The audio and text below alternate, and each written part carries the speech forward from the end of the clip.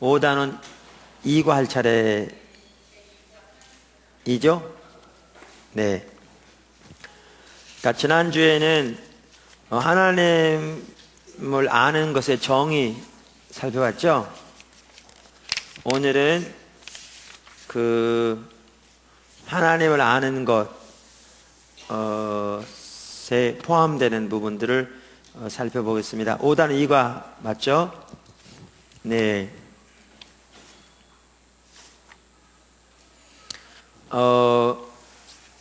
그러니까 하나님을 아는 것, 그러니까 인격체신 하나님을 개인적으로 안다. 그게 하나님 아는 거라고 그러는데, 이제 많은 분들이 이렇게 혼동스러워 하더라고요. 왜냐하면 사람을 안다고 그러면 그냥 만나서 이렇게 뭐 사귀거나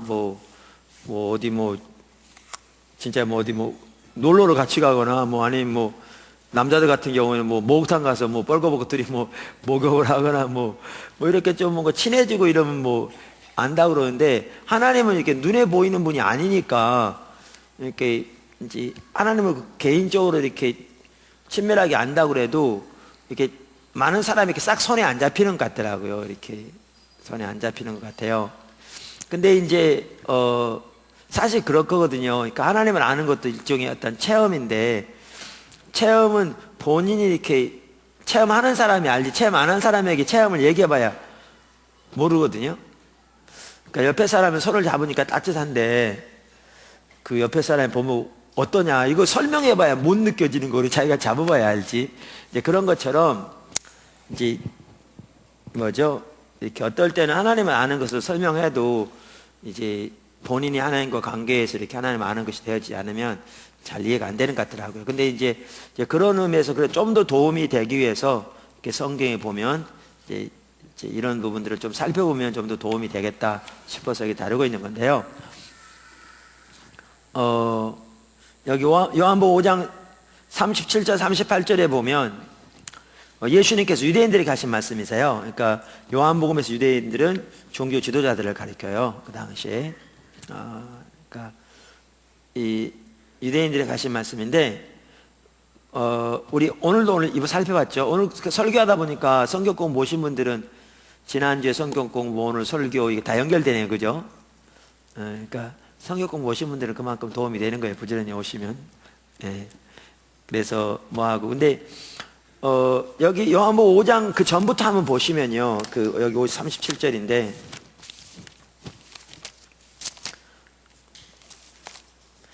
거기 보시면 여러분 성경 안 가져오신 건 아니죠? 네. 책만 달랑 가져온 건 아니겠지요? 오늘 또 주일이고 하니까 다 가지셨겠죠? 네. 요한복음 5장을 이렇게 보시면 이제 36절부터 보시면요, 내게는 요한의 증거보다 더 큰 증거가 있으니, 그러니까 그 당시 사람들이 안 받아들이잖아요, 예수님을. 그러니까 이제 예수님이 그러세요. 나는 사람의 증거를 취하지 않는다. 사람이 나에 대해 증거해봐야 그거는 나에게 별 중요하지 않다. 이제 그러면서도 요한의 얘기를 해요. 왜 요한의 얘기를 하냐면, 그 당시 사람들은 요한을 하나님의 선지자 다 받아들였거든요. 그러니까 내가 요한을 말하는 거는 나를 위해서가 아니라 사실 너희들 때문이라. 왜냐하면 너희가 요한을 하나님의 선지자로 받아들였는데 그 요한이 예수님에 증거했거든요. 그러니까 그렇게 말하면서도 예수님은 사람의 증거는 별 의미가 없다, 이제 그러세요. 그러면서 이제 여기 보시면 이렇게 말씀하세요. 36절, 내게는 요한의 증거보다 더 큰 증거가 있으니 내 아버지께서 내게 주사 이루게 하시는 역사, 곧 내가 하는 역사. 그러니까 역사라니까 그 사역, 일, 그게 아버지께서 나를 보내신 것을 나를 위하여 증언하는 것이에요. 그러니까 하나님이 예수님을 증거하는 그 증거가 참된 증거인데, 하나님이 증거하신 것 중에 하나가 뭐라고요? 예수님을 통해 나타난 하나님의 역사들이 하나님이 예수님을 보내신 거라 그 말이죠. 그러면서 여기에 뭐라고 그러시냐면, 여기에 보면 37절. 또한 나를 보내신 아버지께서 친히 나를 위해 증언하셨느니라. 이렇게 말씀하세요. 그러니까 여기에 증거는 이 사역을 통한 증거가 아니고, 그럼 여기에 이제 37절부터 증거는 뭐를 통한 증거죠? 성경에 그렇게 증거했다는 거예요. 조금 이따 보시면 나와요. 알 수 있어요. 나를 위해 증언하셨느니라. 그래 너희는 아무 때에도 그 음성을 듣지 못하였고 그 형령을 보지 못하였으며 그 말씀이 너희 속에 거하지 아니하니 이는 그가 보내신 이를 믿지 아니함이러라. 너희가 성경에서 영생을 얻는 줄 생각하고 성경을 연구하거니와 이 성경이 곧 내게 대하여 증언하는 것이라. 그러니까 여기에 보면 하나님이 어디에다 증언했다는 거예요? 성경에다 증언했는데, 그들은 성경을 얼마나 열심히 읽었어요? 예수님이 인정하실 만큼 성경에서 영생을 얻는 줄 생각하고 성경을 읽었죠. 그러니까 읽을 정도가 아니죠. 뭐죠? 이 서기관들은 모세 오경을 암송했다니까요. 그러니까 그렇게 암송하고 외우고 연구했는데, 근데 그 성경이 누구를 증거한 거라고요? 예수님을. 근데 그들이 예수님 안다고요? 모른다고요? 안 믿는다고요? 압니다. 이거 지난주에 제가 여기서 한 것 같은데, 이 구절 했죠? 그래가지고 그 얘기 했었잖아요. 여기에 보면 이는 그가 나를 보내신 이를 믿지 아니함이라. 이거를 지난주에 살펴봤죠? 이게 원인이 아니고 결과라고 그랬죠? 예. 네. 그러니까 그 말이 무슨 말이냐면, 간단히 말씀드리면, 그러니까 37절에 보면, 그러니까 하나님이, 그러니까 아버지가, 여기 아버지 하나님이잖아요. 하나님이 예수님을 증거했다. 예수님에 의해서. 근데 그들은 하나님의 음성을 듣지 못했고 형령을 보지 못했고 그 말씀이 그들 속에 거하지 아니하니 이는 그가 보내시는 믿지 아니함이라. 그러니까 제가 지난번에 여기서 말씀드렸는데, 어떤 분들은 제가 이런 구절을 가지고 말하면 그렇게 말하는 사람도 있다고요. 뭐라고 그러냐면, 아니 목사님 그거는 예수를 안 믿은 바리새인 두고 한 얘기잖아요. 여기 보면 이는 나를 믿지 아니함이라고 그랬잖아요. 그러니까 예수를 안 믿은 바리새인들이 대한 얘기를 우리는 예수 믿어야 믿어요? 우리는 예수 믿는 우리에게 얘기하면 안 되죠. 이렇게 말하는 분들이 있다고요. 제가 처음 교회 개척할 때요, 그런 분이 있었어요. 그렇게 실력이 있는 게 아니고요. 일반 평신도 잘 몰라요. 근데 자기가 안 받아들이고 자기 그 처남이 목사였는데 그 처남한테 말했더니 처남이 그런 거예요. 성경 봐라. 이건 예수를 안 믿는 바리새인들 두고 한 얘기냐. 봐라. 이는 예수를 믿지 아니함이라. 안 믿으니까 저렇다는 얘기인데, 근데 우리는 예수 믿는 우리한테 그대로 말하면 되냐. 이렇게 얘기하더라. 그랬죠. 근데 그거는 성경을 잘못 본 거라고요. 왜냐하면 여기 이는 말할 때 이게 헬라어 문법상 이게 원인도 될 수 있지만 결과도 될 수 있다고요. 그 용법이 원인도 될 수 있는 결과도 될 수 있는데, 원인으로 보면 이해가 안 된다고요. 시제를 보면. 지난번에 배웠으니까, 배웠는데도 무슨 말인지 잘 이해 안 되세요? 왜냐하면 여기 뭐라고 그랬냐면, 이는 너희가 한 번도 뭐라고요? 그분의 음성을, 그 음성 그 말은 그분의 He is 그 말이 하나님의, 한 번도 너희가 하나님의 음성을 못 들었고 한 번도 뭐라고요? 그분의 형령을 못 봤다. 이거 하나님의 영광을 못 봤다는 얘기인데, 근데 그게 완료형이에요. 과거부터 지금까지 한 번도 못 봤다. 그리고 현재형이 뭐냐 하면 하나님의 말씀이 지금도 거하지 않는 게 현재형이에요. 그러면서 이는 그랬는데, 이는 너희가 예수를 믿지 않는 게 현재형이에요. 그러니까 이 말은 뭐냐 하면 예수를 믿지 않기 때문에 이랬다 이렇게 말하면 말이 틀린 게, 시제를 보더라도 너희가 지금 예수를 안 믿기 때문에 여태까지 한 번도 하나님 못 봤다 말이 안 되는 거죠. 그러니까 이 말은 뭐하고 똑같냐면 이런 거예요. 너희가 지금 안 먹기 때문에 너 한 달 전부터 지금까지 배고팠다 이거하고 똑같아요. 말이 안 되는 거죠. 지금 안 먹기 때문에 한 달 전부터 배고팠단 말이 안 되죠. 그러니까 그 말이 아니고 이건 뭘로 봐야 되냐면 결과로 봐야 된다는 거예요. 결과로. 그러니까 뭐냐면 바리새인들은 누구보다 하나님에 관해서 교리적으로 잘 알았어요. 오늘 낮에 살펴본 것처럼. 뭐 제로는 여지가 없어요. 진짜 박사들이었으니까요. 근데 그들은 성경을 통해서 하나님에 관해서 교리적으로 신학적으로 누구보다 잘 알지 모르지만, 여기 이 말이에요. 그들은 여태까지 그들이 믿는다고 한 하나님, 그분의 음성을 한 번도 못 들었고 그들이 믿는다고 하나님은 그분의 영광을 한 번도 못 봤어요. 그러니까 다시 말하면 하나님은 전혀 몰랐다고 말해요. 그리고 그 말씀이 지금도 그들 속에 거하지 않아. 그러니까 그 결과도 어떻게 되느냐? 예수를 안 믿는다는 거예요. 그러니까 그들이 믿는다고 하는 그 하나님, 그러니까 지난주도 말씀드렸죠. 성경에 보면 예수님은 항상 그러니까 우리를 우격다짐하지 않아요. 내가 하나님의 아들인데 네 까불고 있어, 네 심판받아, 이런 식으로 안 해요.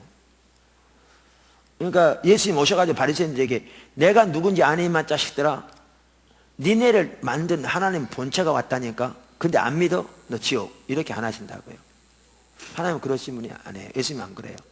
그러니까 지난주에도 한 말씀 드린 것 같은데, 사두개인들이 저들은 부활을 믿었어요? 안 믿었어요?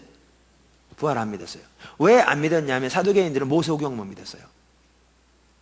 그리고 바리새인들은 구약성경 전체를 믿고. 그러니까 바리새인들하고 사두개인 만나면 맨날 뭐 하는 게 싸우는 게 뭐냐면 부활 문제였어요.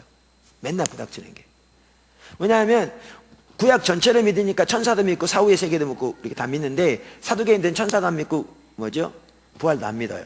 모세오경을 믿으니까. 그러니까 늘 싸우면서 사두개인이 하는 게 뭐였냐면 그거였어요. 그 형제 7명 알죠? 얘기. 원래 구약 성경에는 이제 결혼해서 형이 결혼했는데 아이를 낳지 못하고 죽으면 바로 밑에 동생 형수를 자기 아내로 맡아야 돼요. 그래가지고 아이를 낳으면 형 이름으로 이렇게 하게 돼 있어요. 근데 7명 형제가 있는데 아내가 결혼했는데 애는 못 낳고 죽었어, 형이. 그때 둘째가 결혼해 죽었어. 역시 못 낳고. 7째까지 결혼해서 다 죽었어. 진짜 그렇다면 기구한 운명인데 이제 예를 드는 거죠. 그래서 죽었는데 천국 가면 이 아내는 누구 아내냐? 7명 다 살았고 다 아들이 없는데, 이걸 가지고 사두개인들이 바리새인에게 대면 바리새인들이 꼼짝 못했던 게 하나 같아요. 그러니까 성경에 보면 이제 사두개인들이 예수님에게도 그걸 갖다 집어낸 거예요. 이렇게. 근데 여러분, 그 참 중요한 게 예수님이 그때 뭐라고 그러셨냐면, 뭐죠? 니네는 뭘 몰라. 니네는 모세오경만 믿으니까 그렇지 그게 아니요. 이렇게 하지 않았어요. 예수님은 너희가 하나님 능력도 말씀도 모르는 걸 오해했다 그러면서 부활을 증거하되 뭐죠? 출애굽기 3장에서 했어요. 그들이 믿는 모세오경에서. 그들이 성경으로 받아들인 모세오경에서. 그러니까 거기에 보면 뭐죠? 그 신의 산에서 예수님께서 죄송합니다. 하나님께서 모세에게 임하셔서 하신 말씀이 그거 있잖아요. 나는 아브라함과 이삭과 야곱의 하나님이다. 그러니까 우리말에는 이런 시제가 좀 정확하지 않은데요. 그 현재형이죠. I am. 나는 아브라함과 이삭과 야곱의 하나님이다. 지금 그 말이죠. 그러니까 원래 아브라함이 옛날 그때부터 몇백 명이 된 사람이잖아요. 원래 원칙대로 하면 뭐라고 그러냐면 I was 그래야 돼요. 내가 아브라함과 이삭과 야곱의 하나님이었다 그래야 될 텐데, 하나님이 그렇게 안 말하고 내가 아브라함과 이삭과 야곱의 하나님이다 이렇게 말한 거예요. 그러니까 이거는 지금 저들이 살아있다는 거예요. 그러니까 지금 현재 하나님이 저들이 하나님이라는 거예요. 현재적으로 이 말은. 그러면서 거기에서 부활을 말하면서 하나님은 죽은 자의 하나님이 아니고 산 자의 하나님이라. 이 말은 아브라함과 이삭과 야곱이 지금, 그러니까 모세 시대에 그때에도 하나님 품에 함께 있었다는 거죠. 하나님이 내가 아브라함과 이삭과 야곱 하나님이라 이렇게 말하면서. 그러니까 제가 뭘 말하냐면 그들이 믿는다고 하는 모세 오경만 제대로 알았더라도 그들은 부활을 알았을 거라 그 얘기예요. 그러니까 이 예수님 시대만 하더라도 저들이 예수님이 와가지고 바리새인들이 예수 안 믿는다고, 야, 안 믿어 까불고서 내가 누군데 니네 심판받아 이렇게 안 하셨어요. 예수님 그런 분이 아니에요. 너희가 믿는다고 하는 그 하나님, 너희가 말하는 그 하나님, 야훼 하나님, 성경에 그들은 구약 성경 하나님 말씀 믿었거든요. 너희가 믿는다고 하는 그 하나님을 너희가 그분의 음성을 듣고 그분의 형령을 알았더라면, 다시 바꿔 말하면 그분을 알았더라면 너희가 내가 하나님께로부터 온 자인 걸 알 텐데 그 얘기예요. 이 구절은. 근데 그들은 교리적으로는 하나님에 관해서 뛰어났을지 몰라도 성경에 말한 하나님을 전혀 알지 못했다니까요.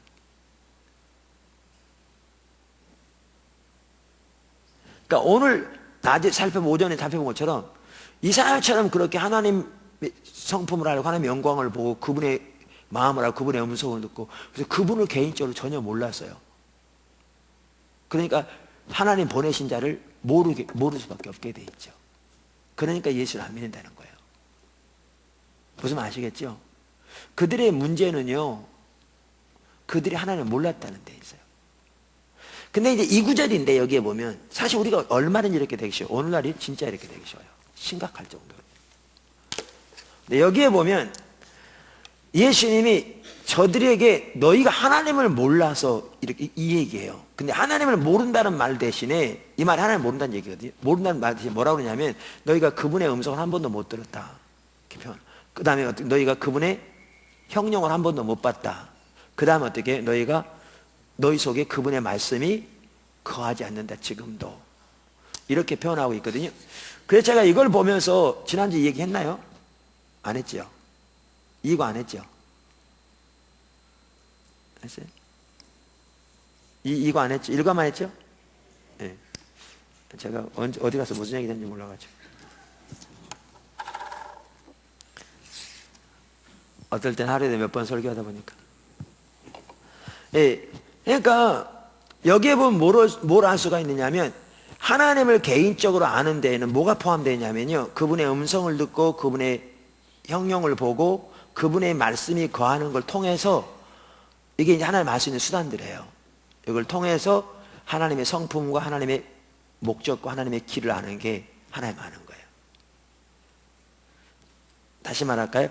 하나님의 음성을 듣고 하나님의 형용을 보고 하나님의 말씀이 거하는 걸 통해서 어떻게 해요? 하나님 자신 성품과 하나님 목적과 하나님의 길을 아는 게 뭐냐? 그게 하나님 아는 거예요. 성경에 말하는. 자, 그럼 하나씩 좀 설명할까요? 그래서 하나님을 아는 것에는 뭐가 포함되냐면 하나님 음성을 듣는 게 포함돼요. 하나님 음성 듣는 게. 여러분 지금 우리나라에요. 우리가 하나님 음성 얘기한다고 우리를 집요하게 자꾸 걸고 넘어지는 분들이 있어요. 그거 직통계시 말하는 거라고. 하나님 음성 얘기한다고. 그러니까 그 개념이 뭐냐면 그분들은 성경이 이미 완성되어 있기 때문에 오늘날 더 이상 어떤 계시도 없다는 거죠. 맞아요. 오늘날 어떤 계시도 없어요. 그러니까 성경 외에 추가적인 계시가 쓰여진다면 그건 이단이에요. 그건 분명한 이단이에요. 근데 그 개념 속에는 뭐냐면 하나님이 성경을 쓰신 다음에는 그러니까 어떻게 보면요 실제적인 이신론자예요. 이신론이 여러분 뭔지 아세요? 하나님이 천지를 창조하신 건 믿어. 천지를 창조한 건 믿는데 하나님이 천지를 창조하시고 우주 법칙을 만들어 오신 다음에 우주 법칙은 하나님 만들어 오신 우주 법칙에 의해서 운행되도록 만드시고 하나님 물러나신 거예요. 그러니까 창조주 하나님 믿는데 실제적으로 하나님이 인류의 역사 가운데 개입하셔서 운행하실 자리가 없어져 버렸어요. 왜요? 하나님은 우주를 만드시고 우주 법칙을 만드신 다음에 이 우주는 우주 법칙에 의해서 운행되도록 하셨기 때문에 마치 뭐냐 하면 하나님이 어떤 사람이 시계를 만들어서 자동으로 태엽을 감겨서 자동으로 하도록 만들어 놓았기 때문에 그렇게 한 것처럼 그게 이신론이에요. 그게 이단이에요. 이신론이에요. 그러니까 그 이신론에는 하나님이 직접적인 개입의 자리가 없어요. 이 땅에서는 하나님은 천지를 창조하신 다음에 뭐만 있느냐? 뭐죠? 세상의 법칙에 의해서 움직여진다는 거예요. 하나님이 만들어 놓으신 인류 법칙, 자연과학의 법칙에 의해서 움직여진다는 거예요. 그게 이신론이라니까요. 영어로 deism이라고 그래요. 혹은 우리말은 자연신론이라고도 그렇게 하더라고요. 그건 이단이에요. 잘못된 거예요. 근데 그게 이단이라고 말하면서도 하나님께서는 성경을 써놓고 성경을 쓴다면은 이제 뒤로 물러서서 우리가 성경을 통해서만 성경에 나오는 내용대로 그저 잘 살아가면 신앙생활 하는 것은요 실질적인 자연신론이에요. 하나님의 개입할 자리가 없는 거예요. 근데 하나님의 음성도 뭐냐? 성경에 나온 내용만 하나님의 음성이라고 생각하는 거예요.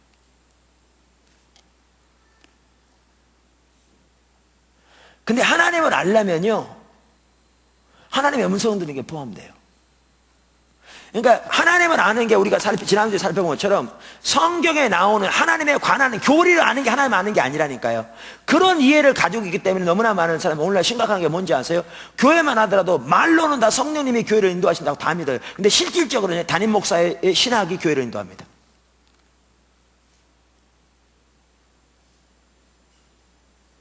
오늘날 심각하게.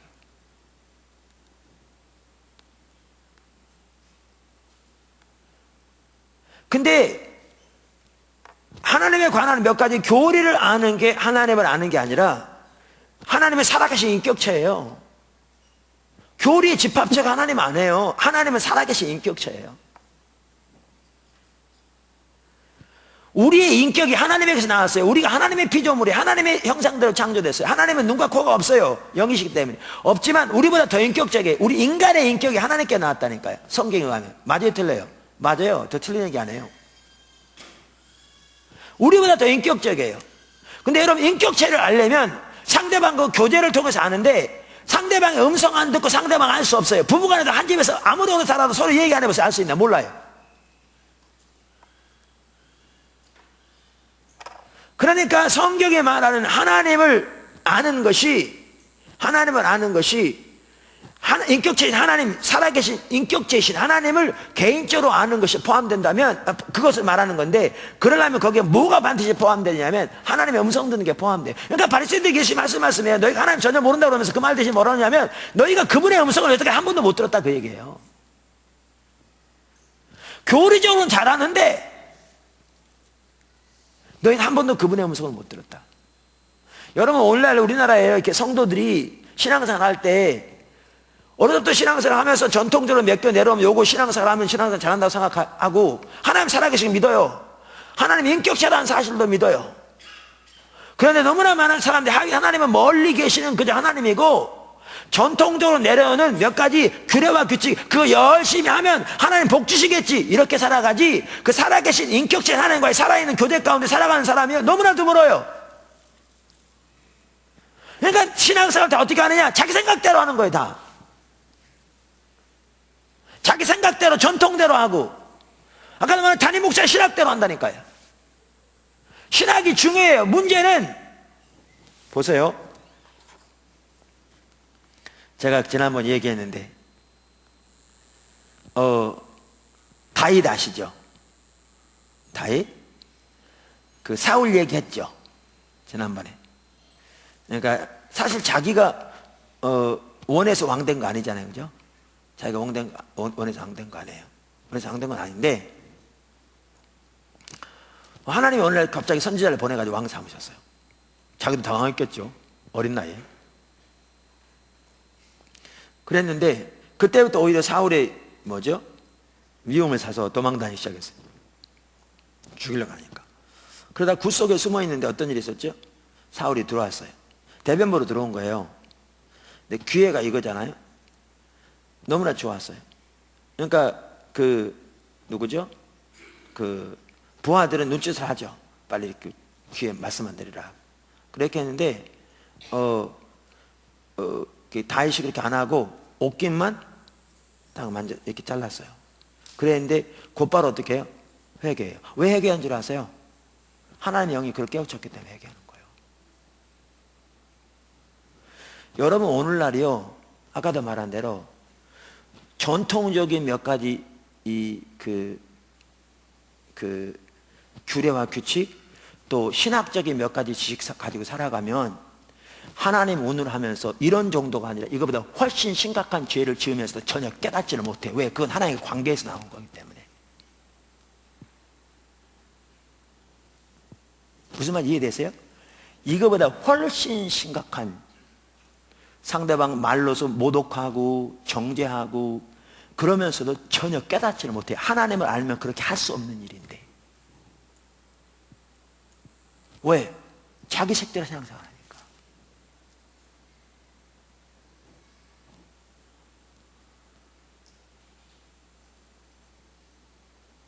제가요, 어디 우리나라 기독교 매스미디어에 있는, 그러니까 큰 이렇게 방송도 있고 신문도 있고 큰 단체도 있잖아요. 큰.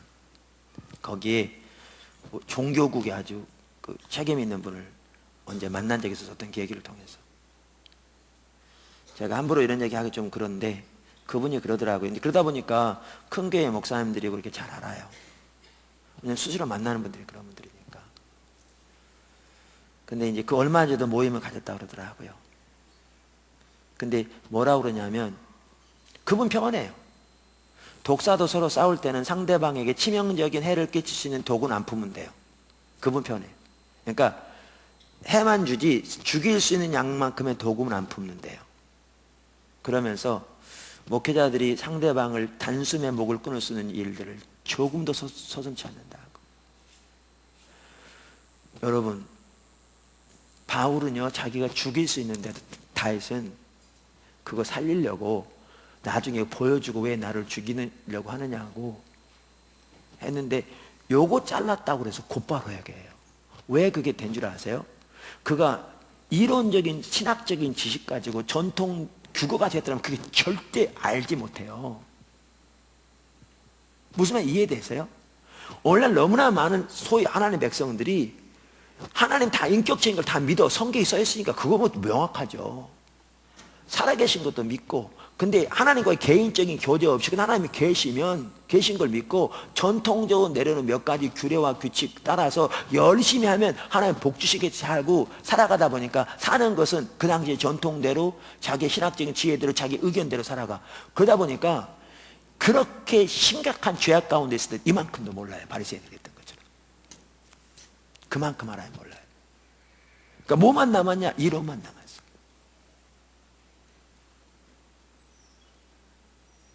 이론만 남았어요.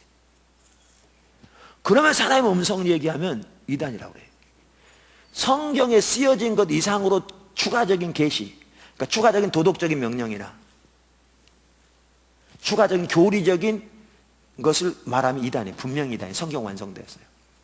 그러나 이 성경에 말하는 살아계신 하나님과 동행하는 삶에서 그분의 인도를 따라 우리가 살아가는 삶이고 그래서 계시만 해도 그랬죠. 제가 지난번 설교 때 성경의 계시, 아포칼롭토라는 단어는 성경적인 진리만을 계시라고 하지 않고요. 죄를 깨닫게 하신 것도 계시라고 표현되어 있고 예수님을 우리가 알게 하신 것도 계시라고 표현되어 있고 예언이라는 말도 계시라고 표현되어 있고 왜? 하나님이 알려주신다는 거죠.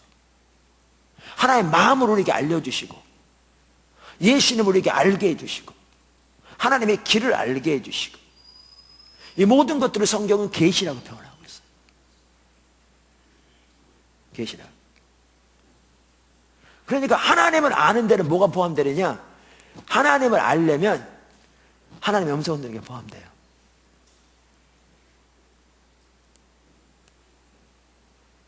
포함돼요. 이사야 얘기했잖아요. 여기 지난주에도 여기 오전에도 말씀드리고 이사야는 뭐죠? 누구죠? 성전에 들어가서 하나님께서 하나님의 영광을 보이셨다고요.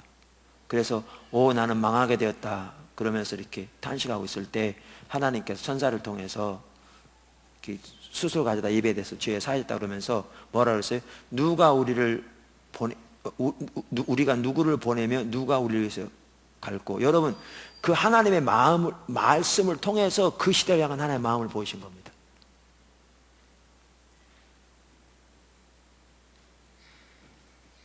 하나님의 의직을 알리신 겁니다.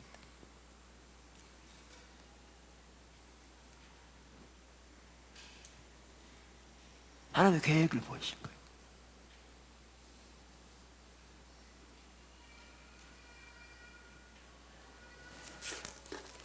그 성경을 보더라도요,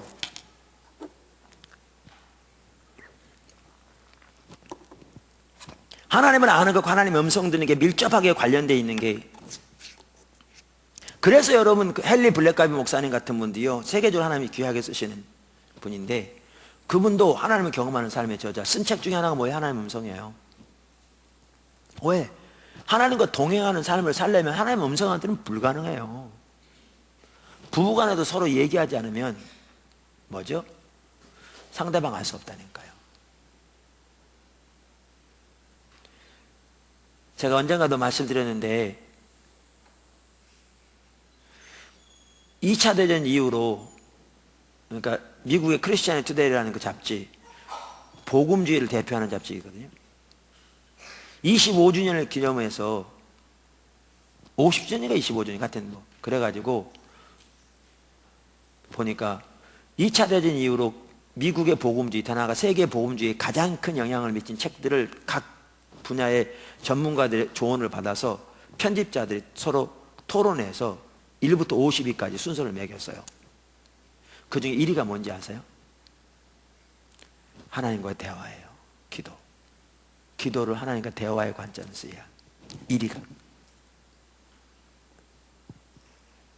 살아계신 인격체인 하나님을 안다는 것은 그분의 음성 안 듣고 불가능해요.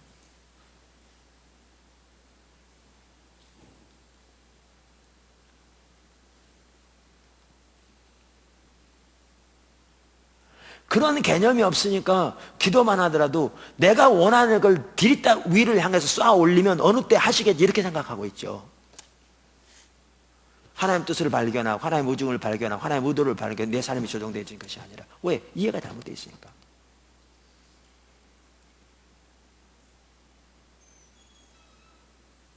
이해가 잘못되어 있으니까. 그래서 성경에 보시면요, 신약이건 구약이건 그걸 명백하게 알 수 있는데 두 구절만 보아도 하나는 요한복음 10장입니다. 여러분 요한복음 10장에 보면 예수님이 자신을 뭘로 비유했어요? 목자라. 우리를 뭘로 비유했어요? 양으로. 근데 여러분 왜 예수님이 자신을 목자로 우리를 양으로 비유했을까요? 왜 하필이면 예수님이 자신을 목동으로 우리를 서로 이렇게 안 하고 왜 하필이면 예수님이 자신을 목자로 우리를 양으로 비유했을까요?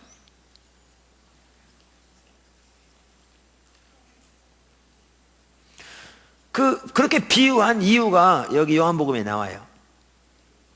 그러니까 10장 14절 15절 거기 쭉 4절 27절 거기 나오는데 거기 성경 구절 거기 써 있죠. 나는 선한 목자라. 나는 내 양을 알고 양도 나를 아는 것이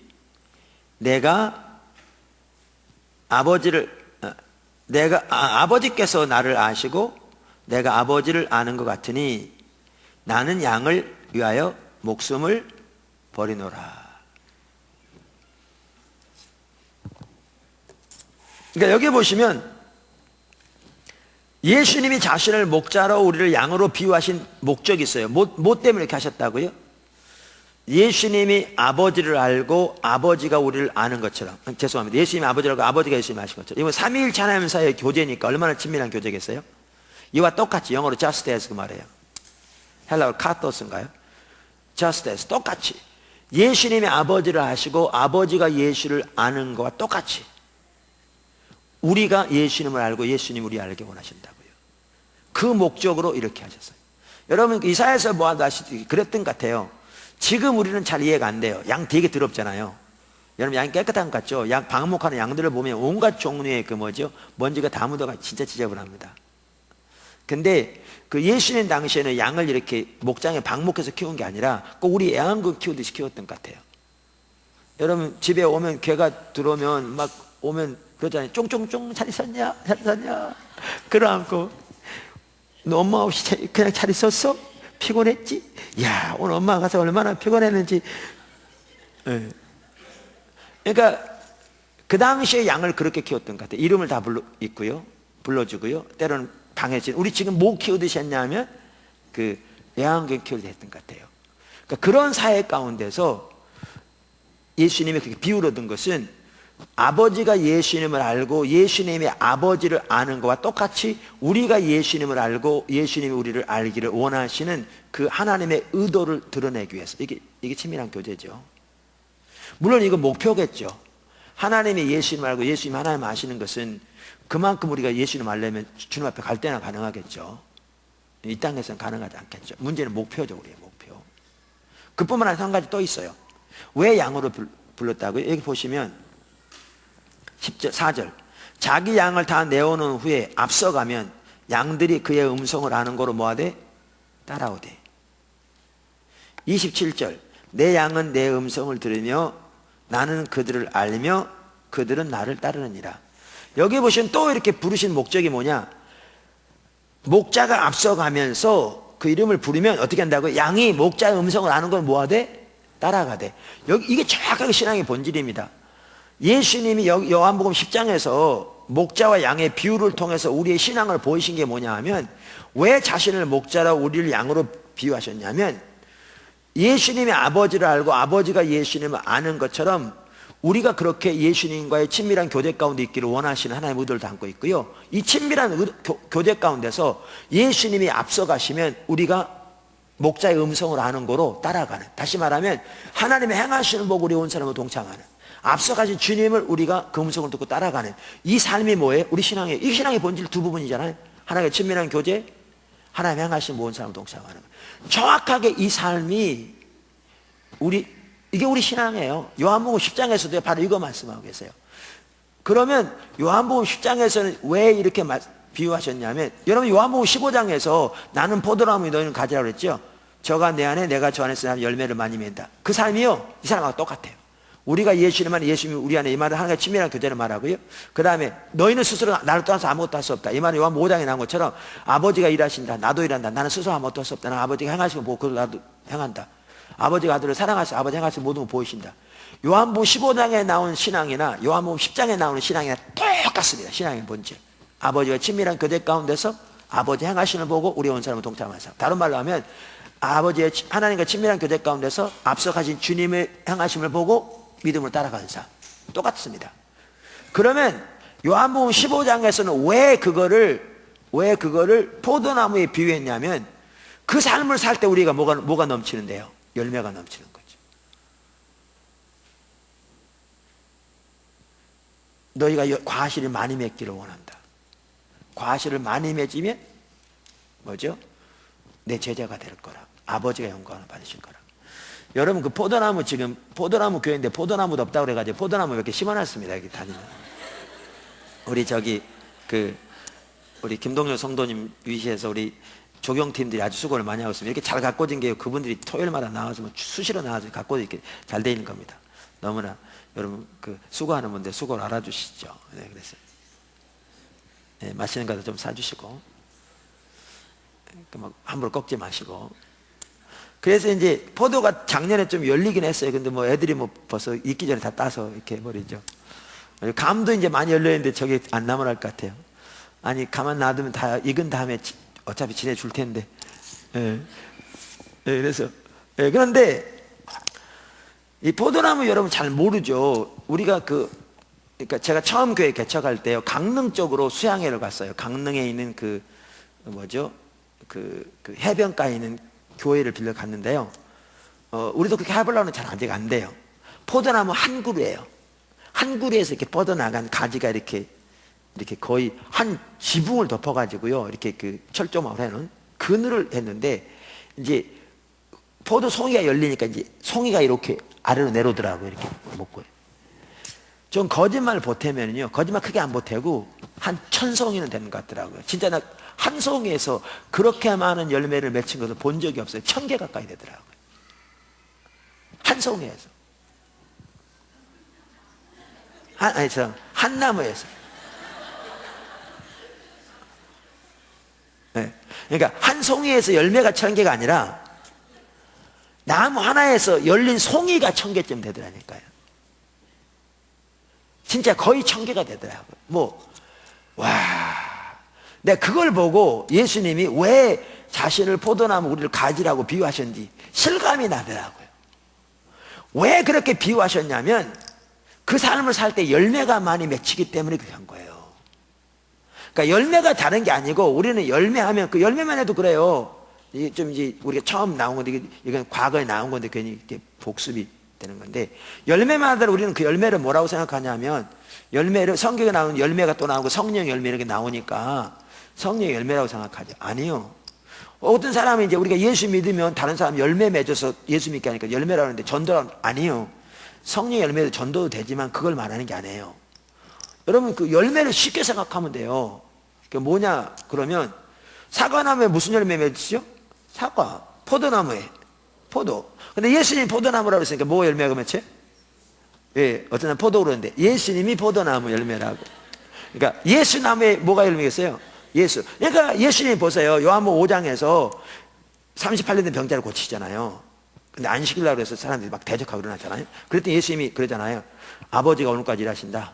나도 일한다. 나는 스스로 아무것도 할 수 없다. 나는 아버지 향한 것을 보고 그것을 나도 향한다.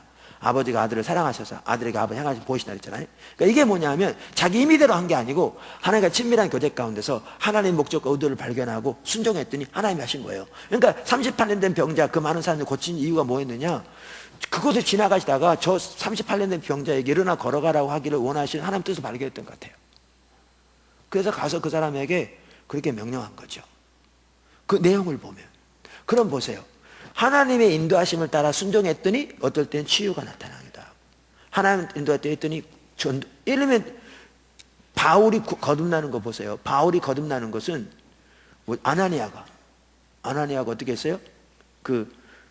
하나님과의 교제 가운데 있다가 하나님 음성 듣고 가서 기도했더니 그렇게 된 거잖아요. 이 한 사건만 하더라도 바울은요, 그러니까 아나니아는 엄청난 일을 한 겁니다. 이 하나하나가 뭐냐? 열매예요. 그러니까 이 삶을 살 때 우리 삶 속에 어떻게 되느냐? 열매가 풍성한 거예요. 여러분 삶 속에 오늘날 이 열매가 없다는 건 뭐냐 하면 우리가 신앙 껍데기만 사는 거예요. 하나님의 의도하신 신앙의 본질, 하나님과 동행하는 삶을 안 사고 뭐만 사냐? 성수질, 11조 요거만 하고 있다고요. 이게 중요하지만 이거는 이 삶을 위한 수단인데, 삶은 수단인데, 이게 무슨 말 이해되세요? 그러면 요한복음 10장에서는 똑같은 삶을 말하면서 이것을 뭐에 비교했어요? 목자와 양의 똑같은 삶이에요. 정확하게 똑같은 삶이에요. 똑같은 신앙인데 똑같은 신앙을 말하면서 뭐에 비교해서 이걸 여기에 보면 목자와 양. 왜 그러면 목자와 양으로 비교했겠어요? 요한복음 10장에 보면 뭐죠? 인자가 온 것은 양으로 뭘 얻게 하되? 생명을 얻게 하되 더욱더 풍성히 얻게 하려 함이라. 이 말이 무슨 말이냐면 우리가 이 삶을 살아갈 때 우리 삶 속에 뭐가 넘쳐요? 생명이 넘쳐요. 생명이 넘쳐. 무슨 말이냐? 구약 성경에 보면 여호와는 나의 목자시니 내게 부족함이 없으리로다. 그 누가 그렇게 살았죠? 누가요? 다윗이 10편 23편에. 그럼 다윗이 살았더니 어떤 일이 있었어요? 그렇게 살았더니 그가 나를 푸른 초장에 누이시며 실만한 물가로 인도하시고 원수의 목전에 상을 베푸시고 음침한 골짜기에 다닐지라도 보호하시고. 여러분 이게 다윗의 삶 속에 함께 하신 하나님의 은혜들입니다. 하나님의 생명이 뭐냐? 하나님의 실제라고 그랬잖아요. 이 삶을 살 때 어떠한 게 있냐면 우리 삶 속에 하나님의 실제적인 역사가 나타나요. 하나님 보호든지 인도든지 지키심이든지 도우심이든지 우리의 기도를 응답하시고 우리의 피로를 채우시고 원수의 목전에 상을 베푸시고 하는 등등. 누구의 삶 속에 나타난 것처럼 다윗은 구약시대 사람입니다. 그런데도 이런 생명이 있었습니다. 우리에겐 더 말할 것도 없게 신약시대 사람인데 우리는 말로는 신약하면서 전혀 이런 사람이 없어요. 왜요? 이 사람은 안 사니까요. 그러니까 똑같은 신앙의 본질, 신앙생활을 말하면서 요한복음 10장에서는 이거를 목자와 양의 관계를 비유한 이유는 이런 삶을 살 때 우리 삶 속에 뭐가 있다? 하나님의 생명이 넘치는 거예요. 여러분 오늘날 성도들 삶 속에 목회자 삶을 포함해서 하나님 살아계십니다 믿습니까? 막 이러지만 실제로 이 사람이 거의 안 이루어져요. 왜요? 이 사람 안 사니까요. 올바른 신앙생활 안 하니까요. 몇 가지 종교적 의식만 하고 있으니까요. 그리고 그거 잘하면 신앙생활 잘한다니까. 껍데기뿐인 거죠. 껍데기뿐인 거죠. 그러니까 이 생명이 넘치고 요한복음 15장에 똑같은 사람을 두고 왜 뭐죠? 포도나무와 가지에 들어요? 이 삶을 살 때 열매가 넘치니까요. 그러니까 이 신앙의 본질의 삶을 살 때 우리 삶 속에 하나님의 생명이 넘칠 뿐만 아니라 우리를 통해서 하나님의 일이 이루어지는 열매가 넘쳐요. 뭐 할 때? 하나님과 친밀한 교제 가운데서 하나님 향하신 모든 사람을 동참하는 그러한 삶을 살아갈 때. 근데 이해되세요? 무슨 말인지? 이렇게 우리의 신앙에 대해서 말하면서 뭐라고 그러냐면 여기 목자는 양을 위해서 여러 가지를 하죠. 인도하고 양을 위해 생명을 내어주고. 그러니까 사실 목자가 양을 위해 자신의 생명을 내어주신 이유가 이 삶 살라고 한 거예요. 예수님이 십자가에서 우리를 위해 내어주신 것은 단순히 우리 영혼 구원해가지고 지옥 안 가고 천국만 가고 이 땅에 살 동안 대강 살다가 천국 가라 그런 게 아니라 이 삶 살라고 내어주신 거라고. 이렇게 목자에 하는 일은 많아요, 성경에 보면. 근데 양으로서는 하는 게 별로 없어요. 뭔지 아세요? 한 가지 핵심이 뭐냐? 하나님의 음성을 듣고 따라가는 거예요. 여러분, 하나님을 아는 친밀한 교제에서도 그렇고 앞서가신 주님을 따라가기 위해서도요, 한 필수적인 요소가 뭐냐? 하나님의 음성 듣는 거예요. 여기도 보세요. 내 양은 내 음성을 들으며 나는 그들을 알며 그들은 나를 따르니라. 우리가 예수님을 따라가려면 뭘 해야 되는데 그분의 음성을 들어야 따라가죠. 하나님 무슨 일하고 계시고 어디에 일하고 계시고 하나님 목적이 뭔지를 알아야 동참하든지 말든지 하죠. 그러니까 하나님을 아는 것뿐만 아니라 하나님의 행하심을 보고 동참하는 이 우리 신앙의 본질적인 모든 부분을 위해서 한 핵심적인 요소가 뭐냐? 하나님의 음성 듣는 거예요. 우리 목회자들 사이에서도 이게 너무나 많이 닫혀 있어요. 제가 우리 어떤 목사님들과도 얘기하면서 하면 하나님의 음성 얘기하면 뭐만 얘기하냐면 하나님의 음성 들었다고 그러면서 이상한 짓을 한 사람들만 얘기해요. 하나님의 음성 들었다고 이상한 짓 하는 사람도 있어요, 없어요? 있어요. 그런 얘기만 해. 근데 내 말은 이거예요. 하나님의 음성 들었다고 이상한 사람들이 있어요. 또 하나님의 음성 듣고 이상하다고 그러면 그 결과가 심해요, 안 심해요? 심하죠. 그러니까 뭐라고 그러냐면 그런 소리 하지 말라는 거예요. 하나님의 음성 하지 말라는 거예요. 자, 그러면 여러분, 교리적으로 잘못된 사람이 있어요, 없어요? 많아요.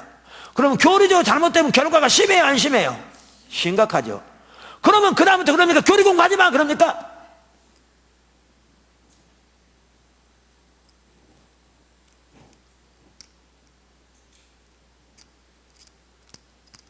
그러냐고요. 그런 양반들은 그래야 돼. 교리 공부한다고 그러더니 그 쫓아다니면서 이단에 빠져가 그 사람도 보고 누구도 봐라. 이게 얼마나 잘못되냐. 그러니까 교리 공부하면 안 돼. 이래야 돼.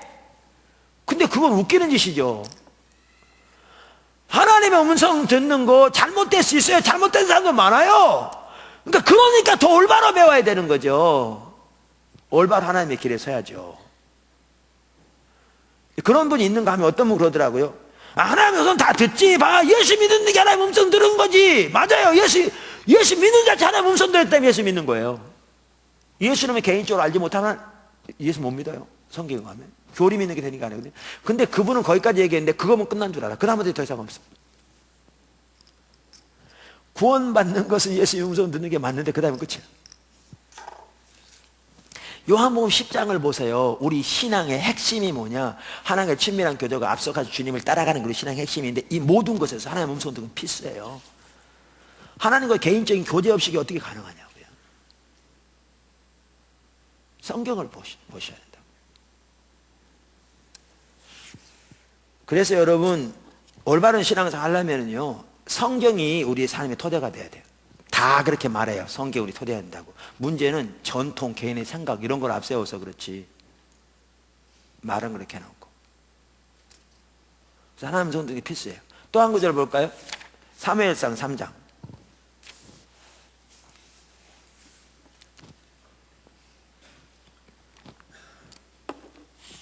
4절에서 7절. 여호와께서 사무엘을 부르신지라 그가 대답하되 내가 여기 있나이다 하고 엘리에게로 달려가서 이르되 당신이 나를 부르셨기로 내가 여기 있나이다 하니 그가 이르되 나는 부르지 아니하였으니 다시 누우라 하는지라. 그가 다시 누웠다가 여호와께서 다시 사무엘을 부르신지라. 사무엘이 일어나 엘리에게로 가서 이르되 당신이 나를 부르셨기로 여기 있나이다 하니 내가 대답한 내 아들아 내가 부르지 아니하였느니라 다시 누우라 하니라. 사무엘이 아직 여호와를 알지 못하고 여호와의 말씀도 아직 그에게 나타나지 아니한테라. 이 구절 잘 알죠? 저는 어려서 주일학교 다니면서 우리 그 선생님들이 이 얘기 많이 했어요. 주일학교 선생님들 하면 주로 이제 몇 년 선배들이잖아요. 그러니까 중학교 다니. 사무엘아, 사무엘아. 그 집에 가면 이렇게 애 기도하는 소리 있잖아요. 이게 사무엘 이렇게 달아요. 그래서 아주 뭐 이 얘기 엄청 들었어요. 어려서부터. 그 얘기입니다. 지금 사무엘아, 사무엘아. 조시는 분이 아무도 없네. 그래가지고 사무엘이 음성을 듣고 누가 부른 줄 생각한 거죠? 엘리가. 근데 엘리가 갔어요. 근데 엘리가 불렀대요, 안 불렀대요? 안 불렀대요. 이렇게 몇 번 했죠? 3번이나 했어요. 그때 엘리가 하나님 부른 걸 알았어요. 그리고 사무엘이 그래요. 다시 하나님의 음성이 있거들랑 요렇게 해라. 그러면 하나님의 음성 듣는 올바른 자세를 가르쳐요. 종이 돼서 하나님 말씀 앞서서, 그리고 모든 주권 내려놓고 하나님 앞에 납작 엎드려라. 순종할 자세를 가지고, 그 얘기예요. 그렇게 했더니 하나님이 그때부터 사무엘에게 말씀하기 시작했어요. 근데 여기 아주 중요한 구절이 있어요. 여기 7절 뭐라고 그랬어요? 사무엘이 아직 여호와를 알지 못하고 여호와의 말씀도 아직 그에게 나타나지 아니한 때라. 자, 여기 보면 사무엘이 아직 여호와를 알지 못했다고 그랬죠. 이 알지 못했다는 말이 무슨 말이에요? 그러니까 여러분 아주 살펴보세요. 이 말은 사무엘이 아직 하나님에서 한 번도 성경 공부 안 했다, 그 얘기 안 해요. 여러분, 사무엘은 엘리 지상 밑에 자랐어요. 근데 엘리 지상 밑에 자랐지만 공부 안 할 수 있잖아요. 근데 문제는 이 구절을 보세요. 사무엘상, 아무리 사무엘상을 봐도 그날 밤에 엘리가 사무엘에게 성경 공부 시켰다는 얘기 있어요? 없어요. 그러니까 여기에 이 말은 사무엘이 여태까지 하나님을 알지 못했다는 말은 여태까지 성경 공부 하나도 안 했다, 그 얘기가 아니라 하나님을 개인적으로 전혀 몰랐다는 얘기예요, 이 구절은. 근데 여기 하나님을 몰랐다는 얘기와 뭐가 지금 연결되어 있어요? 하나님의 음성이 그에게 아직 임하지 않았다. 하나님 말씀이란 하나님의 음성이에요. 그러니까 하나님을 아는 것과 뭐가 지금 연결되어 있죠? 하나님의 음성을 듣는 게 연결되어 있어요. 명백하게 연결되어 있어요. 왜요? 하나님을 아는 것은 인격체신 하나님을 개인적으로 아는 거기 때문에요. 여기에 뭐가 포함되느냐? 하나님의 음성을 듣는 게 포함돼요.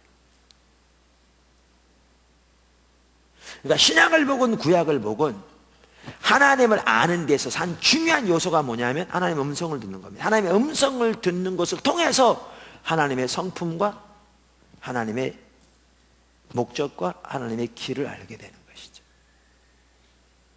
알게 되는 것이죠.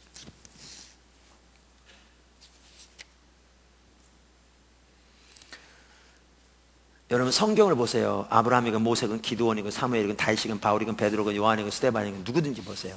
그들 모두는 하나님과 개인적인 교제 가운데 살았어요. 그래서 그들 모두는 하나님의 음성 들었어요. 그러니까 너무나 참 심각한 게 뭐냐 하면 그 성경에 나온 하나님의 사람들은 하나님의 음성 듣기에 맞대 다 동의해, 성경에 써 있으니까. 근데 그 시대만 그랬다는 거예요. 갑자기 성경이 다 완성된 다음에는 하나님이 더 이상 말씀 안 하고 이제 성경책 하나 주고 너희 잘하면 살아봐라 이랬는데 하나님 바뀌어버렸어. 아까 말한 대로 말로는 뭐 창조자 하나님 있지만 이신론 이단이라고 말하면서, 자연신론 이단이라고 말하면서 실질적으로 이신론자. 여러분, 구약 시대만 하더라도 성경이 없어서 하나님 음성 들은 게 아닙니다. 사무엘 시대도 이미 성경이 있었어요. 모세 오경이 있었어요. 예수님 시대에는 구약 성경이 있었고, 그리고 성경에 하나님 말씀하실 때 모든 시대의 모든 사람들에게 적용될 하나님의 진리만을 계시한 게 아니었어요. 그런 것도 있어요. 당연히 그 계시는 완성됐어요. 근데 보세요.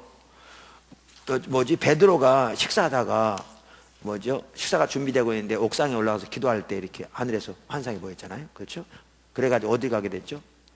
고넬료 집에. 여러분, 이거는요 모든 시대 모든 사람들에게 적용될 하나님의 진리 아니에요. 그래서 이 말은 예를 들면 가이사랴 지역에 가면 옥상에 올라간다. 옥상에 올라가서 하늘에서 보자기에 내려오기를 기다린다. 보자기에 내려오면 누가 그 순간에 문을 두드리기를 기다린다. 그리고 두드리는 사람이 있으면 무조건 그 사람을 따라가야 한다. 그 진리를 말하기 위해서 그런 게 아니었어요. 그건 그 당시 그를 인도하기 위함이었어요. 그러니까 성경에 나오는 모든 하나님의 사람들이 하나님의 음성을 들었어요. 하나님과 동행하는 사람들이. 그리고 아까 요한복음 10장에 나오는 양은 목자의 음성을 들으며 그랬는데, 이 양이 예수 믿는 사람 중에서 일부를 말합니까? 모든 예수 믿는 사람을 말합니까?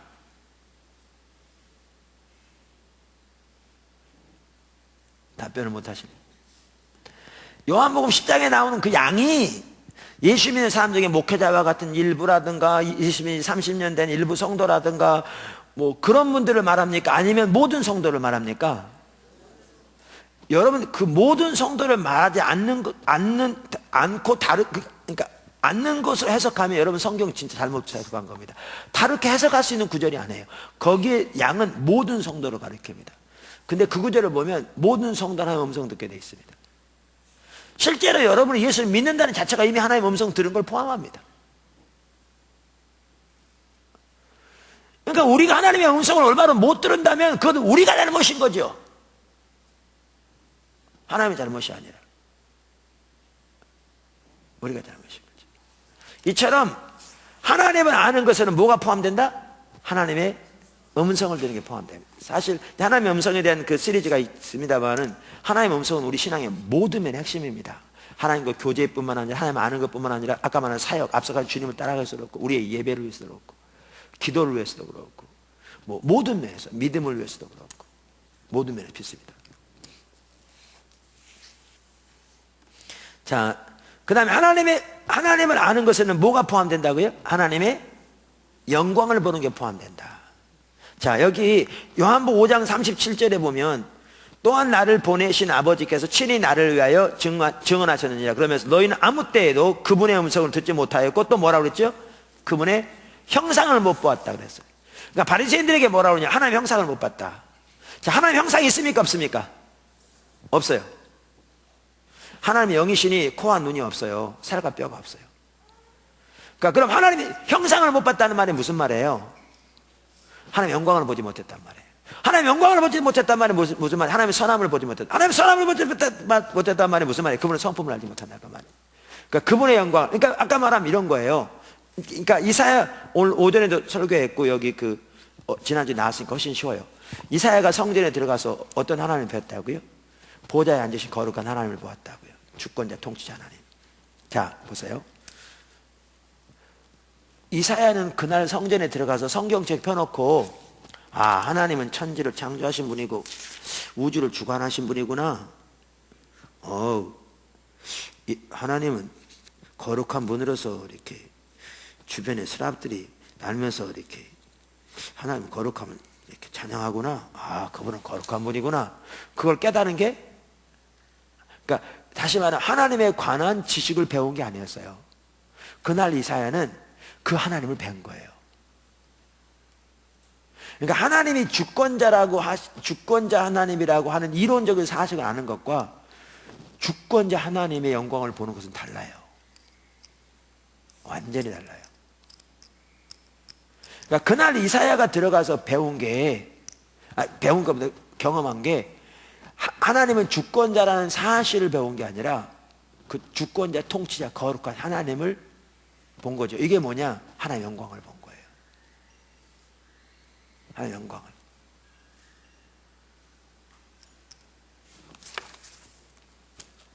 여기 한번 보실래요? 출애굽기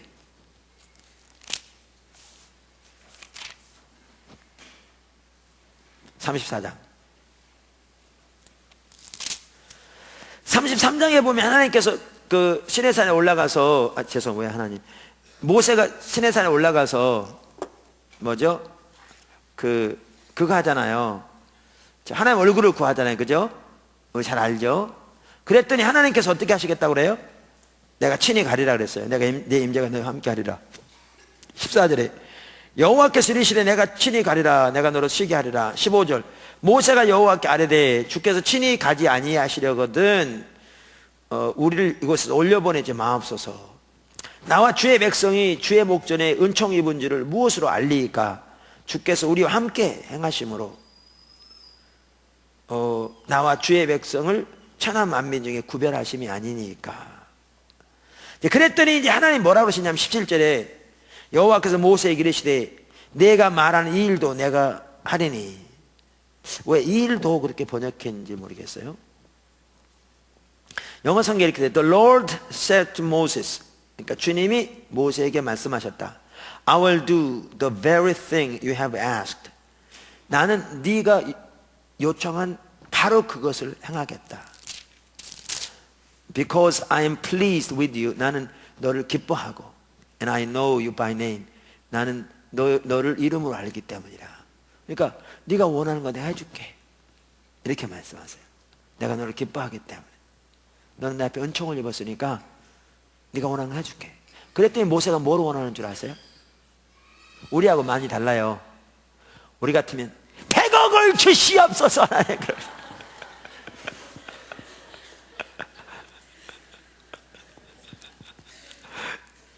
드디어 기회를 잡았다 싶어가지고, 하나님 우리 두 아들 중 하나는 대통령 만들어주고 하나는 뭐 이렇게 할 텐데, 모세는 뭐라 그러냐면요, 주의 영광을 내게 보여주세요 그래요. Now show me your glory. 당신의 영광을 보여주세요. 그러니까 모세는 누구보다 하나님의 영광 가운데 이미 머물렀던 사람이잖아요. 그런데도 그가 원하는 것은 하나님의 영광을 보기 원하는 거였죠. 그러니까 하나님을 구하는, 보세요. 하나님 구하는 사람을 보세요. 내가 주의 영광을, 그러니까 주의 영광을 내게 보여주세요. 그러니까 여기에 영광, glory, 영광이라고 되어 있죠. 그러니까 아까 형상을 보지 못했다가 또 같은 거예요. 그러니까 하나님의 그 신현이라고 그러나요? theophany, 영광. 그러면서 19절에 보면 주님이 여호와께서 이르시되 내가 내 모든 선한 것을 내 앞으로 지나가게 하고, 아까 영광을 보여달라고 했는데 그 영광 대신에 여기 뭐라고 그랬어요? 내 선함으로 I'll cause all my goodness to pass in front of you. 내가 내 모든 선함을 내 앞에 지나가게 하겠다. And I will proclaim my name. 그리고 내 이름을 선포하겠다. The Lord, 여호와, 야훼, in your presence, 네 앞에서. 이렇게 말씀하세요. 그러면서 이제 너는 내 얼굴을 보지 못한다. 왜냐하면 내 얼굴을 보고 아무도 살아날 자가 없다. 왜냐하면 이 땅에 우리가 살아있는 동안에요, 하나님의 영광을 있는 그대로 보고 살아날 사람이 없어요. 육체를 가지고 있어서 하나님의 영광을 있는 모습 그대로 못 봐요. 죽어요. 우리 몸이 감당하지 못해요. 그러니까 모세를 숨겼다가 뒷모습을 보게 하겠다. 이건 나중에 이제 신약 성경에 보면 그 그림, 여기 뭐죠? 거울을 보는 것처럼 희미하게 보게 하겠다. 그 뜻이에요. 자, 그러면서 이렇게 가요. 이렇게 해놓고 34장에 뭐 어떤 일이 있죠? 하나님 임하세요. 아까 뭘 보여주겠다는데, 영광을 보여달라고 그랬는데, 그때 뭘 보여주겠다는데 선함을 보이겠다고 그랬는데, 근데 하나님이 지금 임하세요. 이게 지금 영광으로 임하신 거예요. 이게 하나님의 선함을 보이신 거예요. 여러분 부흥이라는 마르틴 로이드 존스 목사님이 쓴 책을 보면 이렇게 너무나 부흥에 대해 귀한 책인데, 부흥이 뭐냐? 하나님 영광으로 임하시는 거예요. 자신의 선함을 계시하신 거예요. 그래서 어느 때보다 하나님 자신을 계시하기 때문에 사람들이 자신의 죄를 보고 회개하는 역사가 있고요, 돌아온 역사가 있고, 이런 일이 일어나요. 하나님 자신을 계시하신 일이 어느 때보다 부흥 때 일어나거든요. 그러니까 지금 아까 영광을 보여달라고 그랬는데 선함을 지나가게 하겠다고 그랬는데 34장에 뭐가 있느냐? 하나님 임하세요. 그래서 이제 돌판을 준비해서 올라오라 그러잖아요. 그러면서 5절 보면 이렇게 말해요. 여호와께서 구름 가운데에 강림하사 그와 함께 거기 서서 여호와 이름을 반포하실 때, 여호와 이름이란 말이 뭐죠? 여러분, 우리는 이름 그러면 내 이름은 여주봉이잖아요. 그러면 칭호고요. 주봉이라는 것은 우리 할아버지가 서당 선생님이었거든요, 시골에서. 그래가지고 제가 어렸을 때 서당에 많이 써가지고 그때 뭐 천자 많이 외웠다는데 뭐 저는 기억에는 별로 없고요. 그래서 이제 제 성이 여치가 법칙 여자입니다. 그리고 주자가 기둥 주자입니다. 그리고 봉자가 받들 봉자입니다. 그러니까 법의 기둥을 받드는 사람이 되라, 아니면 뭐 법을 받드는 기둥이 되라, 뭐 이런 거 하라고 우리 할아버지가 지어준 겁니다. 근데 내 이름이 아무리 여주봉이라고 내가 그런 사람 아닙니다. 아니에요. 우리 이름대로 된다면, 대통령이 되고 있다면 여 대통령, 그럼 대통령이 되는 거고, 장관 되고 싶은 사람은 여 장관, 그러면 장관 되는 거죠. 근데 우리는 이름이 있지만 호칭이 되지만 우리는 안 해요. 근데 하나님의 경우에는 이름이 곧 뭘 가리키냐면 그분의 성품을 가리킵니다. 그러니까 헬라어건 신약의 헬라어건 구약의 히브리어건 인격이라는 단어가 없습니다. 그 인격이라는 단어 대신에 쓰는 단어가 뭐냐? 이름이라는 단어입니다. 그러니까 여호와 샬롬, 그러면 하나님, 여호와란 말 자체가 하나님이 어떠한 분인가를 드러내는 거고요, 샬롬이란 말은 그분이 평강이라 그 말이에요. 그러니까 하나님의 이름이 뭘 가리키느냐? 하나님의 성품을 가리켜요. 성품을. 우리하고는 다릅니다. 우리는 단순한 칭호에 불과합니다. 다릅니다. 그래서 하나님께서 임하셔서 자기 이름을 선포하셨다는 말은 뭐냐면 자기 자신의 성품을 계시하신 겁니다. 근데 여기 보시면, 자 보세요. 여기 이제 이게 여호와께서 지나시면 선포하시되 여호와로라 여호와라 자비롭고 은혜롭고 노하기를 더디하고 인자와 진실이 많은 하나님이라. 인자를 천대까지 베풀며 악과 과실과 죄를 용서하리라. 그러나 벌을 면제하지는 아니하고 아버지의 악행을 자손 3, 4대까지 보응하리라. 모세가 급히 땅에 엎드려 경배하며 이르되 주여 내가 주께 은총을 입었거든 원컨대 주는 우리와 동행하옵소서. 이는 목이 뻣뻣한 백성이니이다. 우리 악과 죄를 상하시고 우리를 주의 기업으로 삼으소서. 자 보세요. 제가 이 구절 읽었거든요. 근데 왜 여러분은 모세처럼 안 합니까? 왜 저는 멀쩡히 앉아서 읽고 있나요? 우리는 지금 뭘 읽고 있죠? 하나님이 이런 분이라는 사실을 읽고 있습니다. 하나님이 뭐죠? 하나님이 그 자비로운 분이고 인자와 진실이 많으신 분이고 야훼 하나님이고 이런 사실을 읽습니다. 근데 모세는 그날 그 자리에서요 하나님이 이런 분이라는 이론적인 사실을 배우고 있지 않습니다. 여기 보시면 하나님이 그것을 임하셨다고 그랬습니다. 여호와께서 구름 가운데 강림하사 그와 함께 서서. 이 말은 하나님이 영광의 임재로 거기에 임하셔서 자신의 성품을 그에게 보이신 겁니다. 무슨 말 아시겠어요? 그랬더니 이 엄청난 하나님, 이 하나님을 알게 되었을 때, 하나님의 성품을 알게 될 때, 이 영광을 보게 됐을 때 그는 그 앞에 납작합니다. 납작. 우리는 하나님에 관한 지식을 듣고 있습니다. 지금 하나님이 이런 분이라는 이론적인 사실을 보고 있습니다.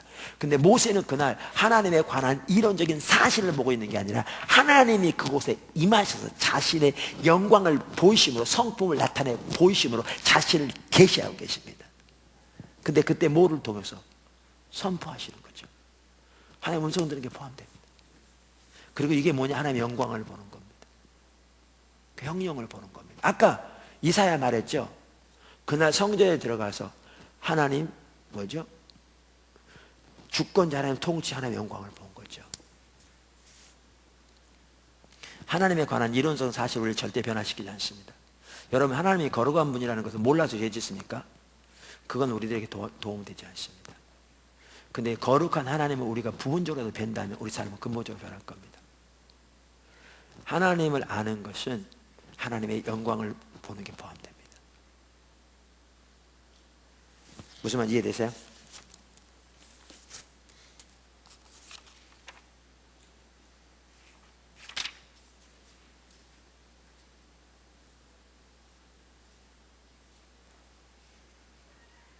그래서 모세가 하나님의 영광을 보았을 때 여기 나온 것처럼 진정으로 하나님과 가까이 가기를 원하죠.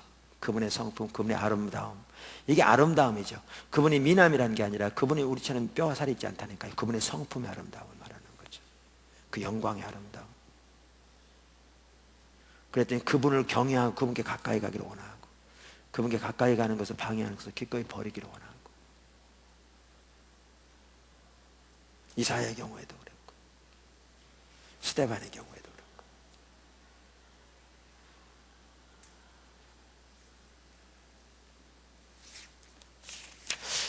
근데 이런 것 같더라고요.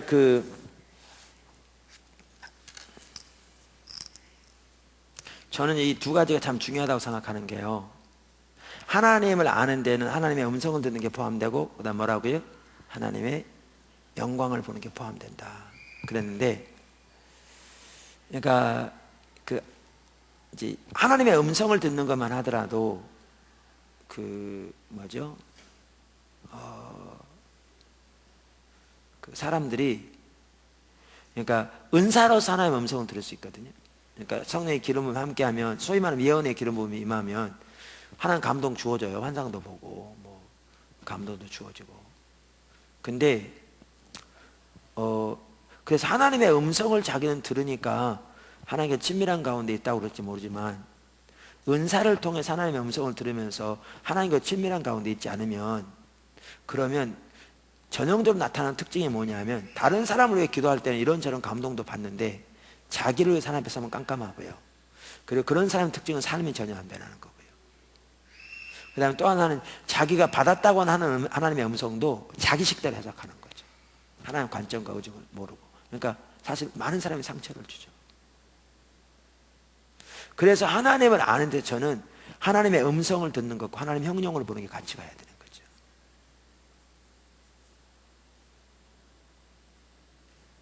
하나님의 음성을 듣고 하나님의 형용을 보는 게 같이 가야 돼요.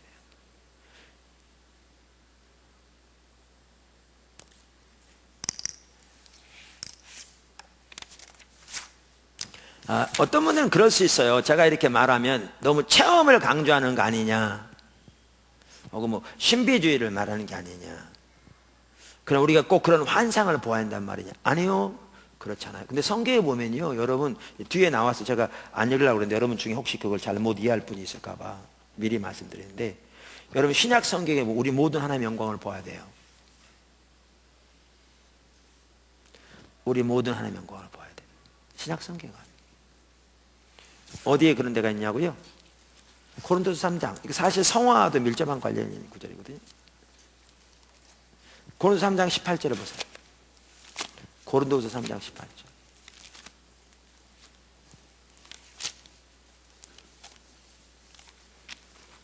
신약 성경 고린도서 3장 18절.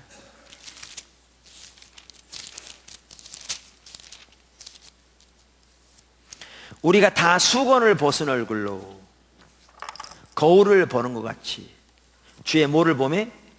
영광을 보매 그와 같은 형상으로 변하여 영광으로 영광에 이르니 주의 영으로 말미암음이니라. 여러분 이 구절이 아주 중요한 구절이거든요. 사실 특별히 성화와 관련해서 아주 중요한 구절이에요. 여러분 여기 보시면요, 3장 1절부터 보시면 여기에 우선 하나는 우리가 다, 여기 우리가 다는 누구를 가리켜요? 신약시대의 모든 성도를 가리켜요. 우리가 다 모두가. 여러분 신약시대 삽니까? 구약시대 삽니까? 모르시나요? 예. 그러니까 신약시대 사는 모든 성도들에게 말합니다. 우리가 다. 그 다음에 수건을 벗은 얼굴로, 그 말은 무슨 뜻이에요? 그거는 그 위를 봐야 알아요. 그 위를. 거기에 보면 구약에 있었던 하나님의 영광과 신약에 나타난 하나님의 영광을 대조하고 있어요. 그러면서 구약에는 어땠느냐, 구약에는 모세 같은 경우에 하나님의 영광의 임재 가운데 오래 있었더니 하나님의 영광의 임재가 그의 얼굴에 막 있었잖아요. 그러니까 사람들이 그 얼굴에서 하나님의 영광의 광채가 나니까 어떻게 했어요? 두려워했어요. 그러니까 그거를 이렇게 두려워하니까 가렸어. 이렇게 모세가 얼굴을 가렸는데, 그러니까 이게 얘기는 뭐냐면 구약시대에 하나님의 영광이 각 개인에게 어떻게 했다? 가려졌다. 가려졌다 그 말이죠. 가렸는데 가렴에도 불구하고 이 영광은 어떻게 점점 사라지는 영광이었죠. 사라지는 영광이. 근데 예수님이 십자가에서 못 박혀 돌아가실 때 지성소와 성소를 가로막고 있던 휘장이 위에서부터 아래까지 갈라졌잖아요. 이건 뭘 가르치냐면 히브리서에 보면 하나님의 보좌가 열리게 되었다는 거죠. 그 휘장은 예수님 몸을 상징한다고 히브리서에 나오죠. 그러면서 예수님 몸이, 예수님 십자가 위에서 찢김으로써 그 예수님의 몸에 찢어진 틈으로 하나님의 보좌가 우리에게 열리게 되어서 모든 사람이 다 하나님의 보좌 앞에 나아가 하나님의 영광을 보게 되었죠. 누구든지 다, 신약에는. 그러니까 여기서 수건을 벗을 얼굴로, 이 말은 신약시대 성도들은 이렇게 수건이 벗겨졌다고 말해요. 누구 안에서? 예수님 안에서. 그 바로 윗절에 보면 명백하게 나와요. 명백하게. 자, 그러면서 뭐라고 그래요? 수건을 벗은 얼굴로 뭐하니? 주의 영광을 보매. 그와 수건을 벗고 그 다음에 거울을 보는 것 같이. 이 거울을 보는 것 같이, 이 말은 무슨 말이에요? 여러분 요즘 거울은 이렇게 잘 보입니다. 이렇게 또렷하게. 근데 옛날 거울은요, 요즘 같은 거울이 아니고 구리 같은 걸로 닦아서 한 거라 이렇게 형상만 보였어요. 그러니까 아까도 제가 말씀드린 게 그 얘기예요. 우리가 살아있는 동안에는 우리 육체를 가지고 있는 한 하나님의 영광을 있는 모습 그대로 못 봐요. 왜? 보고 살아날 육체가 없어요. 그러니까 하나님이 모세에게 하신 말씀 그 말이에요. 내 얼굴을 아무도 보지 못한다. 그래서 오늘날은 하나님의 영광을 보되 뭐처럼 본다?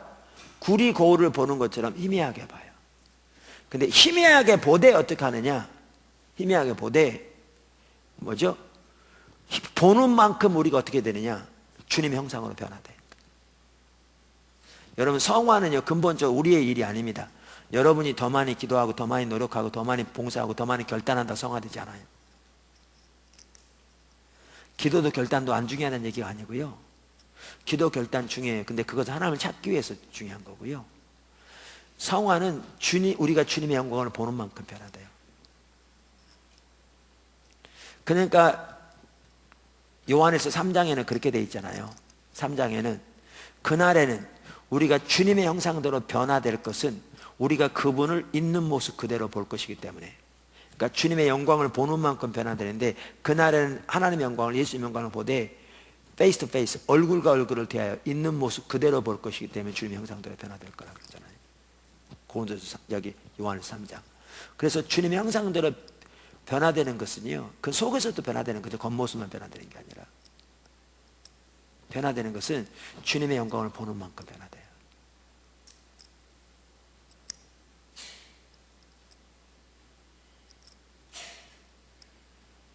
주님의 영광을 보는 만큼 변화돼요.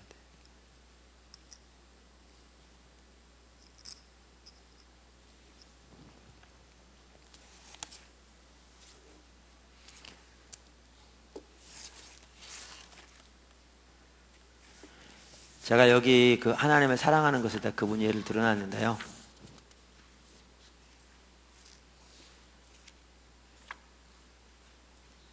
여기 책을 한번 미리 보시죠. 237쪽.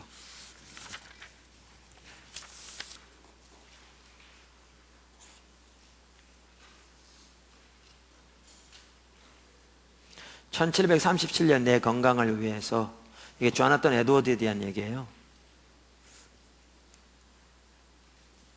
숲속으로 말을 타고 달려가다가 말에서 내려 내가 늘 하던 대로 한적한 곳에서 하나님을 생각하고 기도하며 걸었던 적이 있었다. 그때 나는 정말 특이하게 하나님과 사람 사이의 중보자이신 하나님의 아들의 영광을 보았다. 그리고 그의 놀랍고 위대하고 충만하고 순결하고 달콤한 은혜와 사랑, 온유하고 겸손하고 낮아지심의 영광을 보게 되었다. 그토록 고요하고 달콤하게 나타났던 이 은혜는 하늘보다 크게 보였다. 그래서 인격이 말로 할 수 없이 탁월하게 보였는데, 내가 판단하기로는 거의 1시간가량 그러한 일이 계속되었다. 그래서 그 시간 내내 거의 대부분을 나는 눈물의 홍수에 빠져 있었고 흐느껴 울었다. 내 영혼이 텅 비어 기절하여 먼지 속에 누워 그리스도로만 충만해지고 거룩하고 순전한 사랑으로 그리스도를 사랑하고 싶은 격렬한 느낌을 가졌다. 나는 달리 그것을 표현할 길이 없다. 그를 섬기고 따르고 그저 완전하게 거룩하게 되고 신적이고 천상적인 순결함으로 깨끗하게 되고 싶은 영혼의 강렬한 느낌을 받았다. 나는 다른 때도 여러 번 바로 그런 성질에 속하는 것을 매우 많이 체험했었다. 그럴 때마다 그 똑같은 효과를 받았다. 여러분, 이것은 조나단 에드워즈가, 여러분 진짜 훌륭한 학자입니다. 나중에 예일대 총장 됐나요? 이분이 그날 처음으로 빌립보서 2장을 읽고, 예수님이 하나님의 본체신데 겸손하게 이 땅에 낮아지셨구나, 이걸 발견했다는 게 아닙니다. 그 예수님의 영광을 보았다는 겁니다. 하나님이 그 예수님의 인격, 그분의 낮아지신, 그분의 겸손하신 인격을 보이셨다는 겁니다. 그러니까 이런 반응을 일으킵니다. 우리가 다른 사람을 용서하지 못하고 내 그 인간을 생각하면 위가 걸리고 그 인간을 한 걸 생각하면 나는 평생 잊을 수 없다 그럴지 몰라도, 하나님 앞에서 나의 셀 수 없는 그 수많은 죄, 그리고 그것을 위해 십자가에 돌아가신 주님의 용서를 100만 분의 1만 본다면 그 모든 것이 다 내려줄 텐데.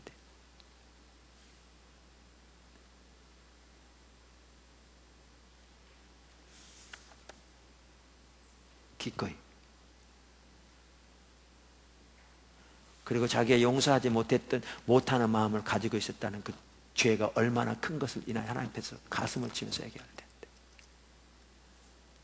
근데 왜 안 되는 줄 아십니까? 하나님의 영광을 보지 못하기 때문에요. 우리가 아는 것이 이론적인 지식에 불과하기 때문에. 하나님의 영광을 본다는 것은 단순히 어떤 체험해라 그런 얘기가 아닙니다. 그러나 하나님과의 개인적인 교제를 말하는 건데, 성령을 통해서 하나님의 음성을 듣고 하나님의 형용을 보는 걸 통해서 그분의 성품과 그분의 목적과 그분의 길을 하나님 우리에게 알리시는 겁니다.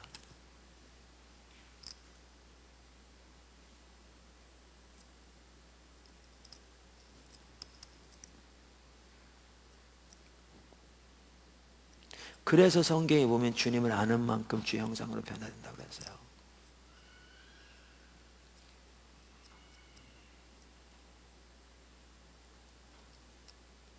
저는 맨날 똑같은 얘기밖에 할 게 없어서 죄송해요.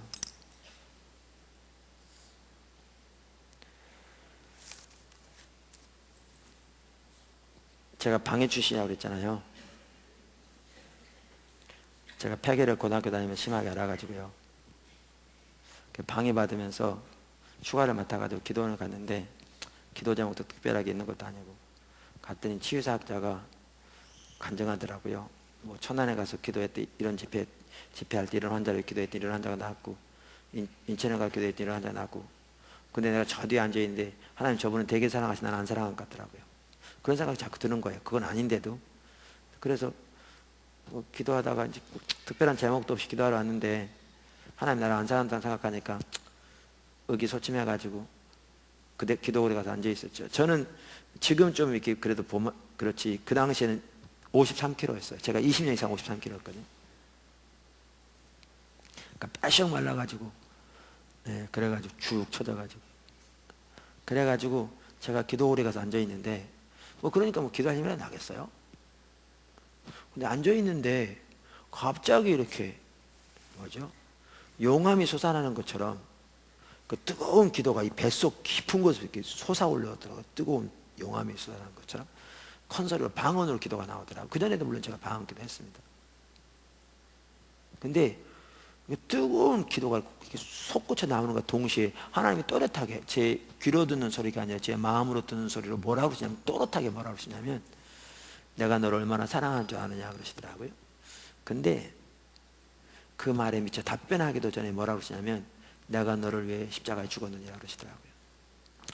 예수님이 하나님의 본체시고 그분이 우리를 사랑하셔서 이 땅에 와서 십자가 못 박아 돌아가신, 그때까지 몰랐냐고요. 제가 19살에 집사 됐습니다. 조그만 개척교회 당하니까 갑자기 집사를 임명해가지고, 그때로 제가 집사였습니다.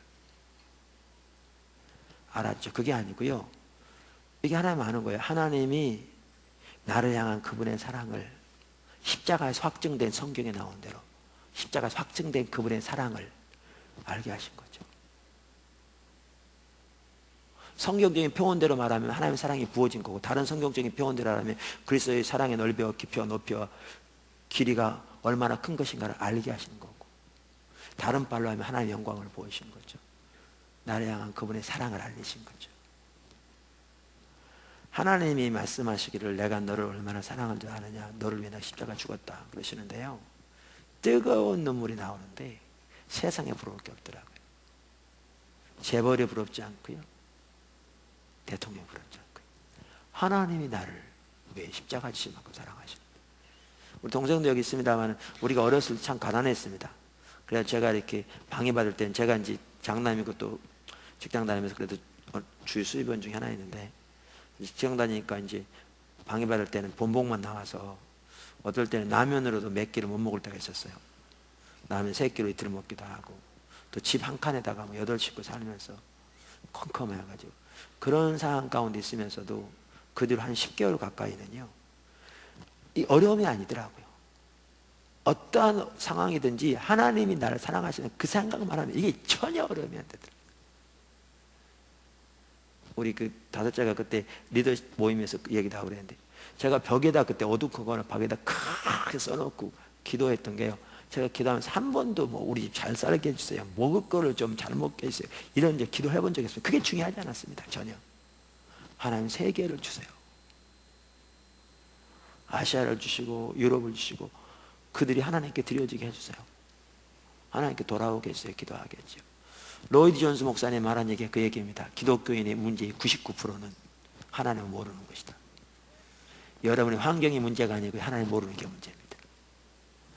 여러분이 어떤 환경 가운데 있든지 여러분이 하나님을 안다면 그게 문제가 되지 않습니다. 문제는 하나님을 모르는 겁니다. 하나님 모르는 겁니다.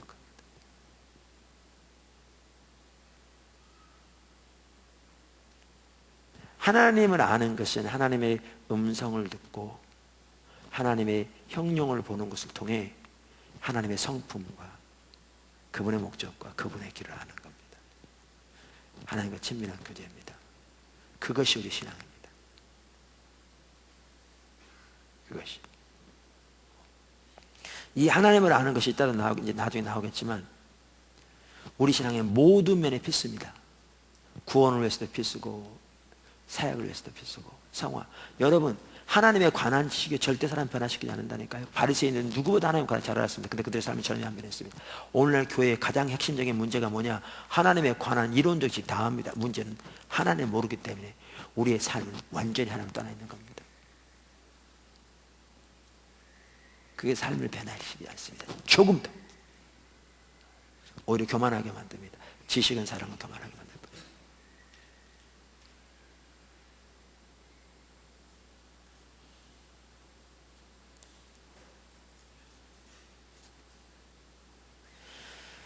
그래서 제가 말씀드린 대로 로이드 존스 목사님은 우리 앞에 살펴봤잖아요. 그죠? 죽은 정통지.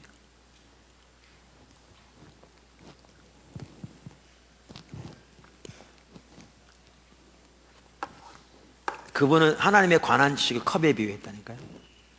그리고 하나님을 아는 지식 우유에. 컵이 중요해요. 컵이 있어야 우유를 담으니까. 하나님에 관한 올바른 성경적인 지식이 없어 하나님 모른다니까요. 자기 체험만 오지 않으면 신비주의가 되죠. 엉뚱하게 가버리는 거죠. 그게 신비주의예요. 근데 로이드 존스 목사님은 죽은 정통지 뭐라면서 컵은 잘 준비했어요. 교리는 잘 준비되어 있는데 비어있는 이걸 죽은 정통주의라고 그러면서 그게 기독교 역사상 이단 못지않게 가장 나쁜 거라고 그러는데요. 50년 전에 영국 교회를 두고 그게 교회의 가장 심각한 문제라고 그랬어요. 오늘날 한국 교회의 가장 심각한 문제가 뭔지 아세요? 죽은 정통주의입니다. 교리는 옳은데 하나님과 관계가 없는 신학이 다스리고 자기의 성경적인 지식 내세우면서 쩍쩍 해가면서 외치는데 하나님을 전혀 알지 못하기 때문에 삶은 하나님을 천리말리 떠나 있음에도 중심은 너무나 타락해 있는데 그 사실을 조금도 보지 못하는 영적인 우월감은 교만한 세상 사람은 조금도 다뤄지지 않고 있는데도 그게 비춰지지도 않는 오늘날 교회의 가장 핵심적인 문제는 죽은 정통주의입니다. 율법주의, 제가 배우는 율법주의 껍데기뿐입니다. 이게 중요합니다. 그러면서 자신이 잘못되어 있다는 사실도 모릅니다. 왜? 뭐가 옳은 건지를 모르니까. 바리새인들이 호세아 시대에 내 백성이 지식이 없으면 망한다 그렇게 표현했을 때 자기들은 누구보다 성경적인 지식이 뛰어났기 때문에 오전 살펴봤잖아요. 그들은 자기들이야말로 저들과 다르다고 생각했다니. 근데 예수님은 똑같이 너희가 바로 그들과 똑같다고 그랬다니까요. 근데 모르죠. 왜요? 이해가 달라졌으니까.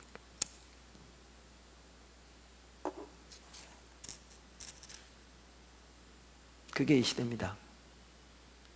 여러분 안 보이시면 아무것도 안 보이는 겁니다. 그만큼 오늘날은 껍데기만 남아있습니다. 교리가 잘못된 게 아니고 신앙이나 이해가 잘못된 거죠. 그게 오늘 한국교회 문제입니다. 저와 여러분의 문제.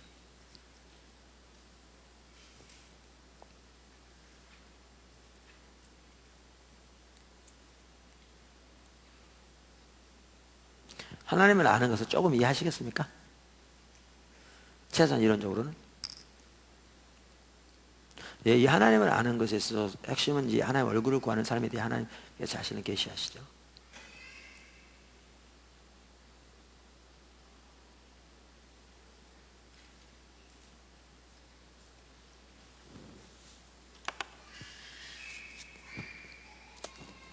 말씀이 우리 속에 거하는 것도 연결되는데요. 그거는 뭐죠?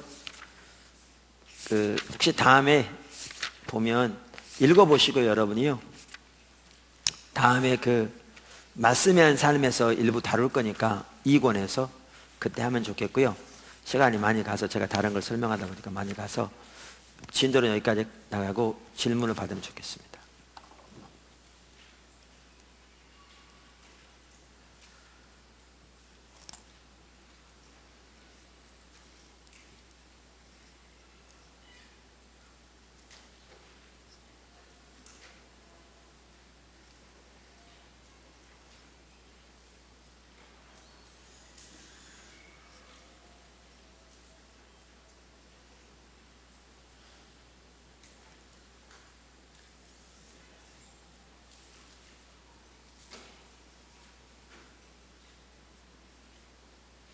그러니까 우리가 하나님을 아는 지식이 없으니까 보세요. 모든 면에 다 앞으로 갔거든요. 이제 다음 주에 나올 텐데. 믿음도 그래요. 보세요. 하나님 전능하신 믿습니까? 살아계신 믿습니까? 우리의 머리카락까지 세심받으신 믿습니까? 우리의 피로를 채우신 믿습니까? 우리를 도우신 믿습니까? 우리의 기도를 응답 믿습니까? 그럼 다 아멘 합니다. 근데 실제로 살면 조금 어려우면 닥쳐보세요. 어떻게 하나? 심지어 목회자들마저도 교회 사역할 때 하나님 방법으로 하나님께 사실 그 기대 안 합니다. 인간적인 방법으로 의지하지. 그러니까 믿는다고 하는데 그게 뭐에 불과하냐? 이론적인 교리를 그저 지식적으로 믿는 거에 불과해요. 왜 그렇게 된 줄 아세요? 교리만 알지 그 하나님을 모르기 때문에. 그러니까 이론적으로는 다 믿지만 실제 삶의 삶이 전혀 안 믿는 거예요. 그러니까 행동은 그 사실을 전혀 안 믿는 것처럼 행동하는 거예요. 왜요? 그게 교리에 불과하니까요. 그러니까 전혀 믿음이 없어도 믿음이 없는 걸 모르는 거죠. 왜? 믿음이 뭔지를 모르니까요. 믿음은 하나님에 관한 교리를 믿는 게 아니라 그건 당연히 믿어야 되지만 성경이 말하는 믿음은 그 성경이 말하는 인격적인 하나님을 신뢰하는 건데 이분을 모르기 때문에 그분을 못 믿는 거죠. 그만큼 하나님을 아는 지식이 없습니다.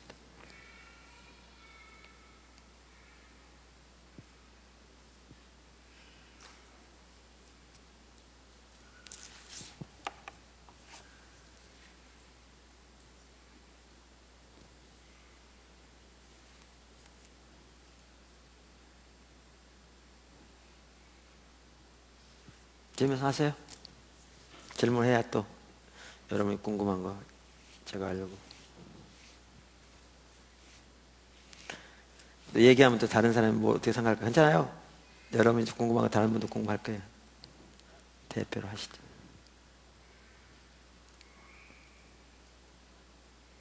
뭐 웃고 계신 분 질문 있는데 뭐 그런 거예요?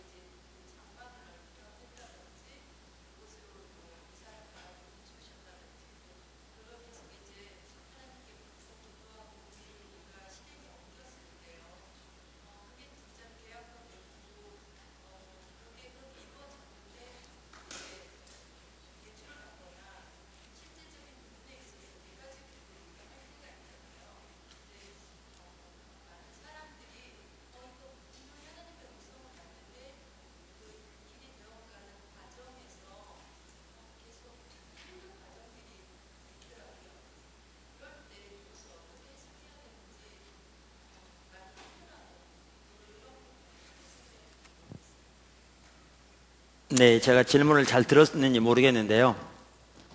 이렇게 질문하신 것 같아요. 그러니까 이 하나님 아는 것과 관련되는지 모르는데 어떨 때 뭐 연말에 사나니까 어떤 뭐 감동을 주셔가지고 예를 들면 뭐 장막을 넓히라 그런 감동을 주셔가지고 그 장막을 넓혀서 진짜 계약도 되고 했는데 하다가 보니까 하나님께서 이렇게 채워주고 이런 것보다는 대출도 받으면서 많이 어려움도 있고 또 그러다 보니까 진행되는 과정에서 이렇게 이렇게 어려움도 생기고 그러는데 이런 일들을 어떻게 해석해야 되는지 모르겠다. 지금 그 말씀이신가요? 네.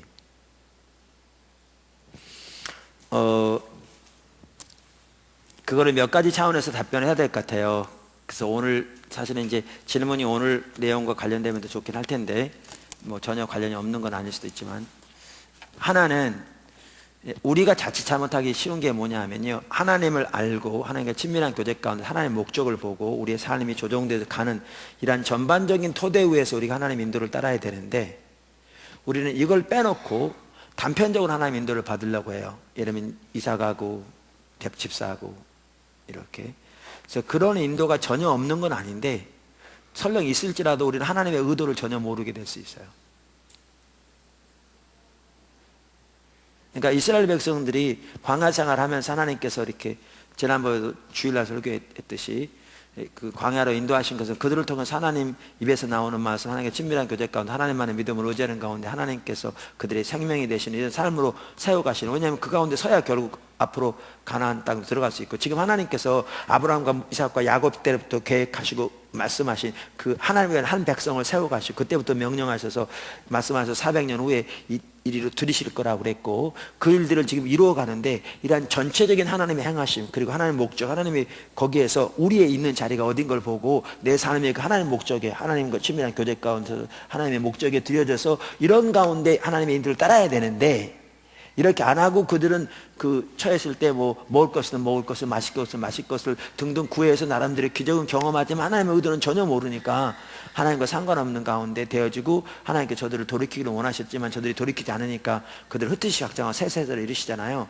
이런 것처럼 꼭 이제 이렇게 하는 게 그런 거는 아니라 할지라도 우리가 자칫 잘못하게 뭐냐 하면, 이렇의 전반적인 하나님의 인도와 뜻, 하나님의 행하심, 하나님의 목적을 발견하고 우리 삶이 조정돼서 동의하는 사람이 돼야 되는데, 이건 안 하고 우리 그 목적을 위해서 그냥 단편적으로 뭐 이사, 집 이렇게 하기 쉽다고요. 근데 이거는 그렇게 해가지고 어떨 때 이루어질 수도 있지만, 이렇게 해서 이루어져도 하나님 뜻을 전혀 모르는 경우가 많고요. 또 하나는 이런 이해를 가지고 있으면 하나님의 뜻은 실제는 모르는 거예요. 그러니까 이렇게 하신 이유도 모르고 너무나 이제 이런 삶을 살면서 그저 내 개인의 목적을 위해서 이렇게 하는 거죠. 그게 하나고요. 그러니까 이런 상황 가운데 있다 보면 뭐가 있냐면 이런 거예요. 일이 잘 될 때는 괜찮아요. 잘 될 때는 괜찮은데, 이제 어려운 일 닥치면 어떻게 하냐면 그때 와서 이제 어떻게 하는지 전혀 막 이렇게 안 돼요.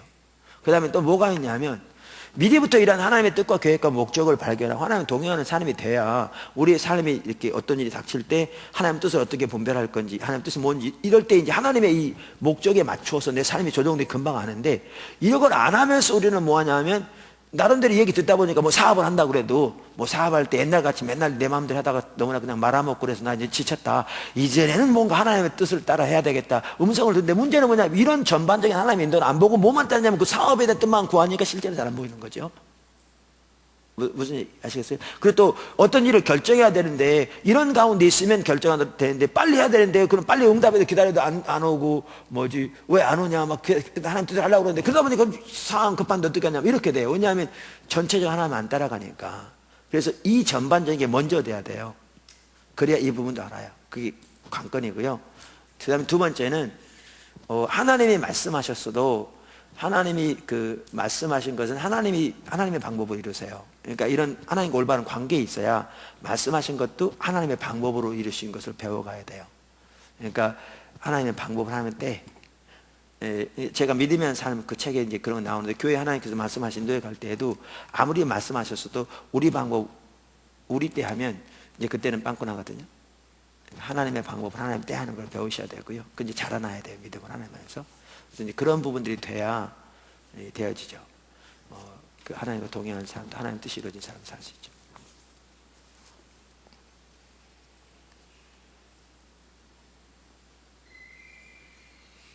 그러니까 제가 나누는 부분들이 여러분들에게 막연하게 느낄지 모르는데, 실제로 여러분의 신앙에서 그렇게 살아가야 돼요. 실질적으로 살아가면서 여러분의 삶에서 이렇게 하나님의 인도를 따라가면서 이렇게 해야 돼요. 그리고 그렇게 삶을 살아갈 때 아까 말한 대로 하나님 생명과 열매가 넘치게 되죠. 근데 그건 목회자만 사는 게 아니에요. 모든 성도가 살아야 되고, 당연히 목회자 살아야 되고, 그런 삶이죠.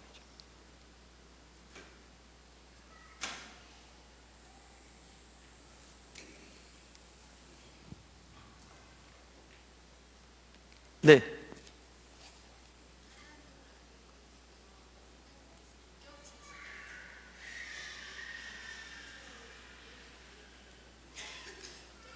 느껴진다기보다도 하나님께서 성령을 통해 우리의 영에게 하나님 자신을 계시하신 거죠. 그게 이제 한편 우리의 체험적인 부분이긴 하니까 느낌이라고 표현할 수 있지만 단순한 어떤 개인적인 느낌보다는 성경적 용어로 말하면 하나님이 성령을 통해, 하나님의 영인 성령을 통해 우리의 영에게 하나님 자신을 알리시는 거죠. 근데 아까도 말한 그 부분은 결국 하나님 찾는 가운데 하나님께서 본인에게 그 부분을 알게 하셔야 알아요. 왜냐하면 제가 손 붙잡는 거 얘기했던 게 그 얘기예요. 옆에 사람 손 잡는 거 설명해 봐요. 그 손을 몰라요.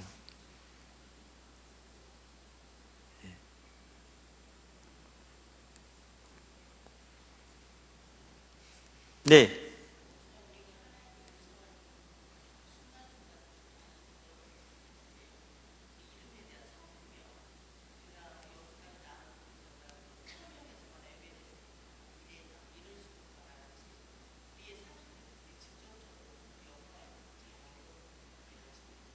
잘 못 들었어요. 처음부터 이렇게.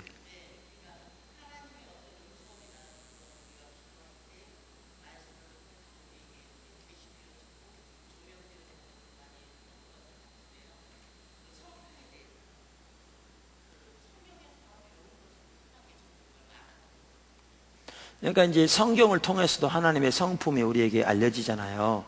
당연히 하나님께서 말씀하신 가장 주된 통로는 성경이에요. 근데 제 얘기는 성경을 통해서 이론적으로만 하는 게 되는 게 아니고 하나님과 교제를 통해서 성경을 통해서 하나님의 성품을 우리에게 보여줘야죠. 우리에게 알게 돼요. 근데 그거는 하나님의 얼굴을 결국 구해야 돼요. 하나님 그분 자신을 간절히 구해야, 그래야 하나님께서 하나님의 때에 하나님의 방법을 우리에게 하나님 자신을 알리시죠.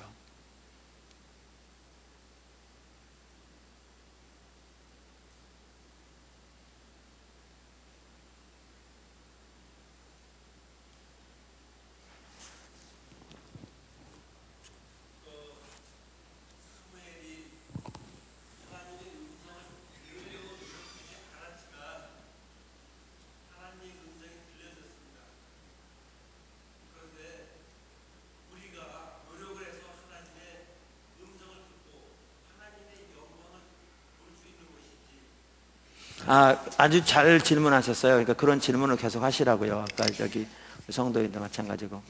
사무엘의 경우에는 하나님께서 이렇게 사무엘이 노력하지 않았는데도 하나님 말씀하신 거잖아요. 근데 이런 것 같더라고요. 그러니까 우리가 하나님을 알지 못할 때 하나님께서 예수 그리스도의 십자가 못 박혀 돌아가시고 하나님 먼저 우리를 부르셔서 하나님 자녀 삼으셨어요. 맞아요, 틀려요? 맞아요. 그런데 그렇다고 해서 우리가 하나님을 떠나서 우리 마음대로 산다고 하나님께 수시로 우리에게 말씀하신 건 아니에요. 그러니까 하나님께서 우리에게 은혜로 말씀하시는 거예요. 근데 우리가 그 하나님께서 말씀하신 걸 듣고 하나님의 어떤 그 알고 이렇게 하나님 인도를 따라 동행하는 삶을 살려면 우리 자신이 하나님의 얼굴을 구하는 삶을 사는 게 필수예요. 그러니까 이게 같이, 그러니까 보면 성경에 보면 인간의 자유와 하나님의 주권이 같이 가요. 그러니까 일부에서 하나님의 주권을 강조한 나머지 인간의 자유를 거의 무시하다시피 해요. 극단적인 칼빈주의가 그래요.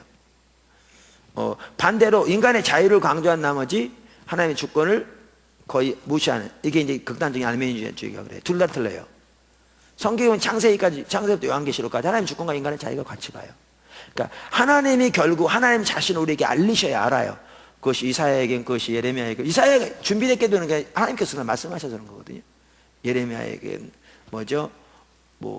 바울에게, 그러니까 하나님의 계획 가운데 하시는 거예요. 그러니까 누구죠?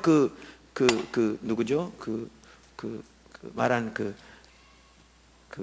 사울을 전도한 누구죠? 아나니아만 하더라도 아나니아가 준비됐기 때문에 하나님 말씀하신 게 아니고 하나님의 일을 이루시려고 지금 인도에 가시는 거예요. 그리고 아나니아에게 말씀하신 거죠. 그러니까 하나님이 주도권을 잡으시고 일하시는데 우리가 하나님이 일하실 때 우리가 그 하나님의 행하심을 보고 순종하는 사람이 되려면 하나님과 동행하는 가운데 그분의 얼굴을 구하는 가운데 그분의 인도를 따라 순종하는 자세를 가지고 그분과 동행하는 사람이 되어 있어야 그분이 원하실 때 말씀하실 때 이게 된다는 거예요. 그러니까 우리가 준비된다고 이게 되는 게 아니에요. 무슨 아시겠죠? 그러니까 하나님의 음성이 무슨 버튼 넣은 것처럼 우리가 준비된 것처럼 넣고 당기면 나오는 게 아니에요. 하나님은 그러면 하나님 주권자시잖아요. 그러니까 하나님이 주도권을 잡고 일하시는데 문제는 우리가, 그러니까 하나님 일은 하나님이 하시고 우리가 오전에 살펴본 것처럼 우리는 우리 할 일이 있다는 거예요. 하나님이 하나님의 때 하나님의 일을 하시되 우리는 그 올바른 가운데 있어야 이게 되는 거죠. 예. 그래서 그렇게 이해하시면 돼요. 네.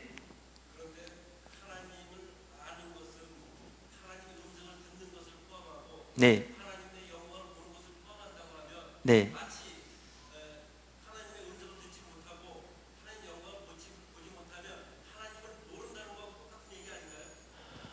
그러니까 이제 이런 부분이죠. 예, 그 말이 맞아요. 그러니까 한편으로는 뭐냐 하면 우리가 이론적으로 아는 것만 가지고 하나님을 온전히 아는 건 아니라는 거예요. 그러니까 하나님의 영광을 보는 게 내 얘기는 사람에 따라 경험이 사람에 따라 차이가 있었어요. 그러니까 이사야처럼 뭐 이렇게 환상을 볼 수도 있지만 제가 말하는 거 그런 것만 말하는 건 아니거든요. 그러니까 분명한 한 가지는 그 에베소서의 사도 바울이 에베소 교회를 했던 것처럼 하나님께서 지혜와 계시와 성령을 통해 우리의 마음 눈을 밝히셔서 하나님을 알게 해주셔야 하나님 알아요. 그거로 하나님의 영광을 본다, 하나님의 음성을 듣는다 표현하고 있는 거죠. 그러니까 하나님의 영광을 본다는 것이 사람에게 따라 다를지 모르지만 분명한 한 가지는 단순히 이론적으로 아는 게 하나님 아는 건 아니에요.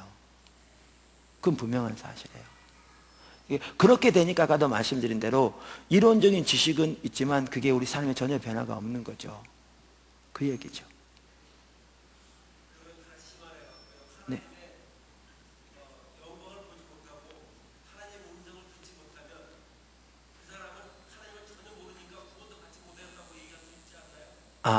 예, 잘 질문하셨어요.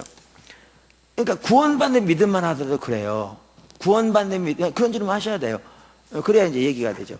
구원받는 믿음만 하더라도, 이제 그 다음 주에 나올 건데, 구원받는 믿음 하더라도 성경에 나오는 교리를 믿는다 구원받는 건 아니죠. 아니죠.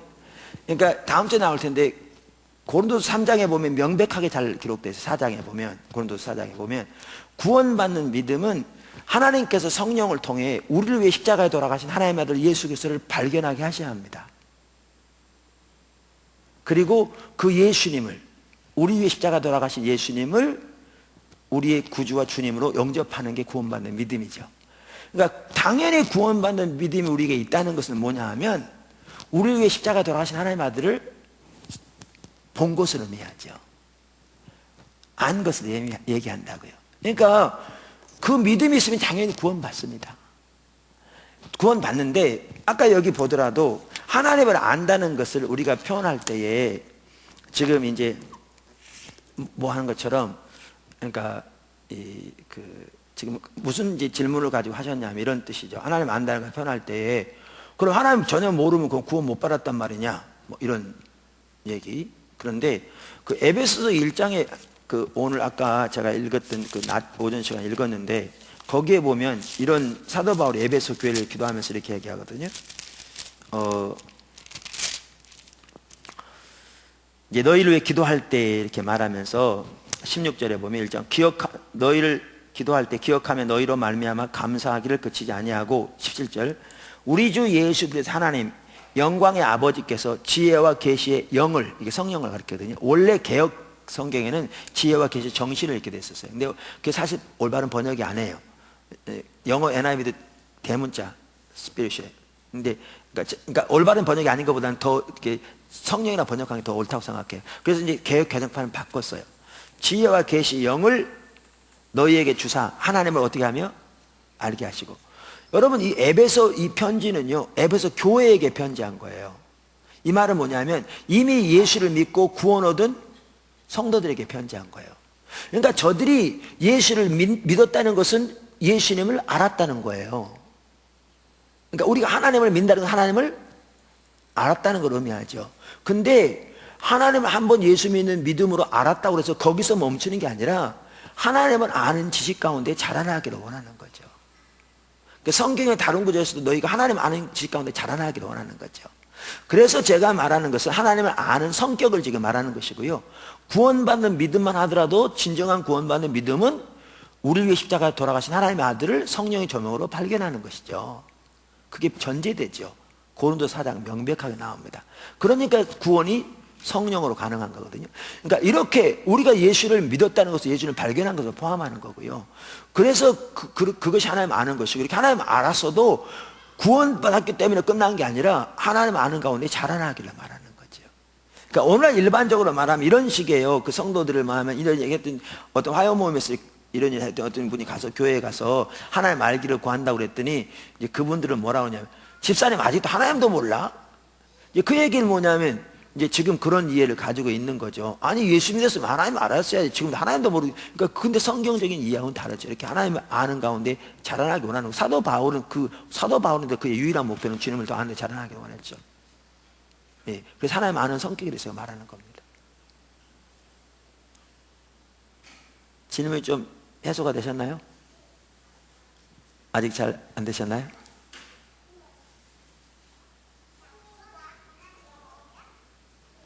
예, 구원받는 믿음도요, 예, 하나님의 아들 예수를 발견하는 게 포함됩니다. 당연히. 그게 얼마나 뭐 극적이고 덜 극적인 거는 사람에 따라 달라요. 사람에 따라 달라요. 저는 그렇게 극적이진 않았어요. 저는 어디서부터 교회는 다녔는데요. 이렇게 서울에서 혼자 올라와 있으면 거의 신앙생활 잘 안 했던 것 같아요. 기억이 잘 안 나요. 뭐 다니긴 했겠죠. 종교적인 의식은 있었으니까. 근데 제가 폐결에 걸려가지고 휴학하면서 시골에 내려가서 있으면서 가을쯤 되니까 제가 능망염은 치유되고, 그러니까 활동은 좀 할 수 있었어요. 폐결은 여전히 다 치유도 안 되는데. 근데 저희 어머님하고 같이 기도원에 가자고 그래서 가가지고 뭐 치유 때문에 이제 가고 그러긴 했지만, 이제 저는 뭐 그때 목사님은 성령을 받아야 된다 막 그러고 그래서 뭐 성령 주시도록 기도하고 그랬지만, 어느 부흥회 끝나고 부흥회 기간 동안 오전 시간 끝나고 오후에 제가 산 중턱에 혼자 올라가서 바위에 앉아 있는데 제 인생을 돌아보니까 죄를 많이 지었더라고요.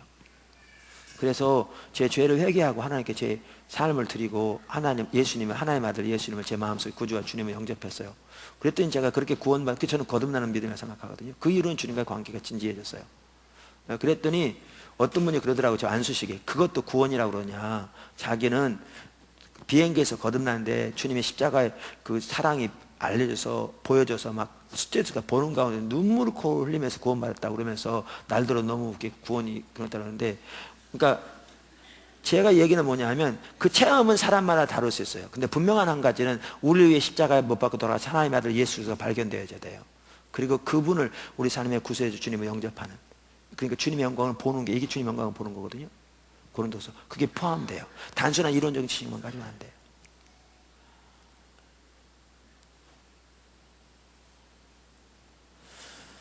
미국서는요, 그러니까 제가 친유교 목사니까 친유교에서 이런 걸 참 잘 가르쳐요. 이제 구원 이런 부분도. 그래서 복음 제시를 잘 가르쳐요. 근데 미국서 이렇게 공부할 때 이런 일들이 그냥 당연한 것처럼 가르쳐 줬어요. 근데 한국 와서 너무나 그게 좀 이해가 다르더라고요. 그게 뭐냐 하면, 목사님들이 구원받는 일도 있대. 그게 당연한 게 여기, 왜냐하면 어려서부터 교회에서 쭉 자랐어요. 그래서 그냥 신앙생활이 옳은 신앙생활로 자란 거죠. 예수님에 관한 교리도 다 믿고 자란 거예요. 그래서 신학도 가고, 그래서 목회자도 됐는데 뭐냐 하면, 자기가 정말 하나님 앞에서 죄인인 것과 자기를 위해 십자가 돌아가신 예수 그리스도 그분을 발견하고, 자기 죄의 용서와 구원을 위해 그분을 주님으로 영접한, 구주로 영접한, 그게 그때 온 거예요. 그러니까 그때 거듭난 믿음이죠. 그러면서 요한에서 얘기도 많이 들어요. 요한에서 그게. 근데 그게 너무나 당연한 거거든요. 그러니까 헨리 블랙가비 목사님이 쓴 하나님과 신선한 만남, 그 책 있잖아요. 거기에 보면 그런 내용이 나오죠. 선교사인데 부흥이 오니까 중국에 섬길 때 자기는 어려서 교회에서 자라나서 당연히 신앙생활의 당연한 한 부분이고, 당연히 예수님에 관한 교리 믿었고, 또 그렇게 해서 목회자까지 돼가지고 선한 일을 한다고 했는데, 자기가 정작 구원받지 못한 믿음의 소유인 것을 발견하게 된 거죠. 그래서 그렇게 자기 죄와 하나님 앞에서 자기가 얼마나 하나님 앞에 죄인인 것을 인식하고, 성령의 조명으로 깨닫고, 자기를 십자가 돌아가신 하나님의 아들 예수를 발견하고 자기 삶을 드리고 그분을 주님이 영접한, 그래서 그분이 그 다음부터는 자기가 이제는 사례비 안 받고 선교사역 하기로 했다고, 남은 인생 동안. 그런 얘기도 나오고, 그게 당연한 거예요. 왜냐하면 믿음만 하더라도 당연히 하나님의 아들 예수를 발견해야 진정한 믿음이 있거든요. 근데 이제 우리는 이런 얘기하면, 그때 목사님이었던 한 분도, 내가 보면 신앙이 별로 옳지 않은 것 같은데, 뭐라고 하냐면, 아이고 저녁 주일날 예배도 나오고 새벽도 나올 정도로 그 하나님 믿으니까 나오지 그런 소리 하고 계십니까? 당연히 구원받으면서. 왜? 우리는 어렸을 때 어떻게 가르쳤냐면 그저 성수일 잘하고 교회 잘 다니고 이러면 되는 것처럼 가르치니까 그렇게 돼버린 거죠. 그러면서 뭐라면 예수 믿으니까 구원 새벽기도 나오고 예수 믿으니까 당연히 화요 모임 나와서 이제 주일날도 나오고 그렇게 하는 거지. 그 예수 안 믿고 어떻게 나오겠습니까? 구원 안 받은 사람이 이렇게 말하는 거죠. 아니에요. 근데 그렇지 않아요. 얼마나 종교적으로 그렇게 할 수 있어요. 그래서 구원받는 믿음이 있으려면 우리를 위해 십자가 돌아가신 하나님의 아들의 영광이 보여져야 합니다. 고린도 4장 한번 보시면 다음 주에 나올 텐데요. 한번 읽어보시면 명백하게 나옵니다.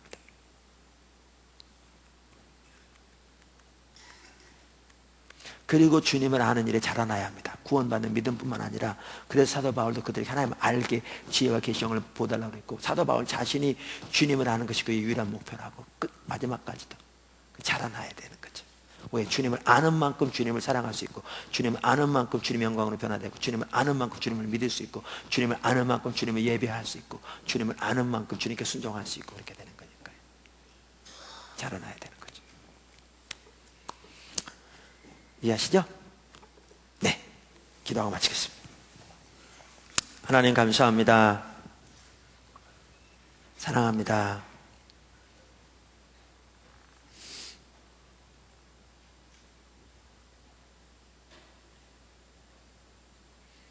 주님의 빛을 우리에게 비춰주셔서 지혜와 계시형을 부어주셔서 우리를 하나님을 더 할 수 있도록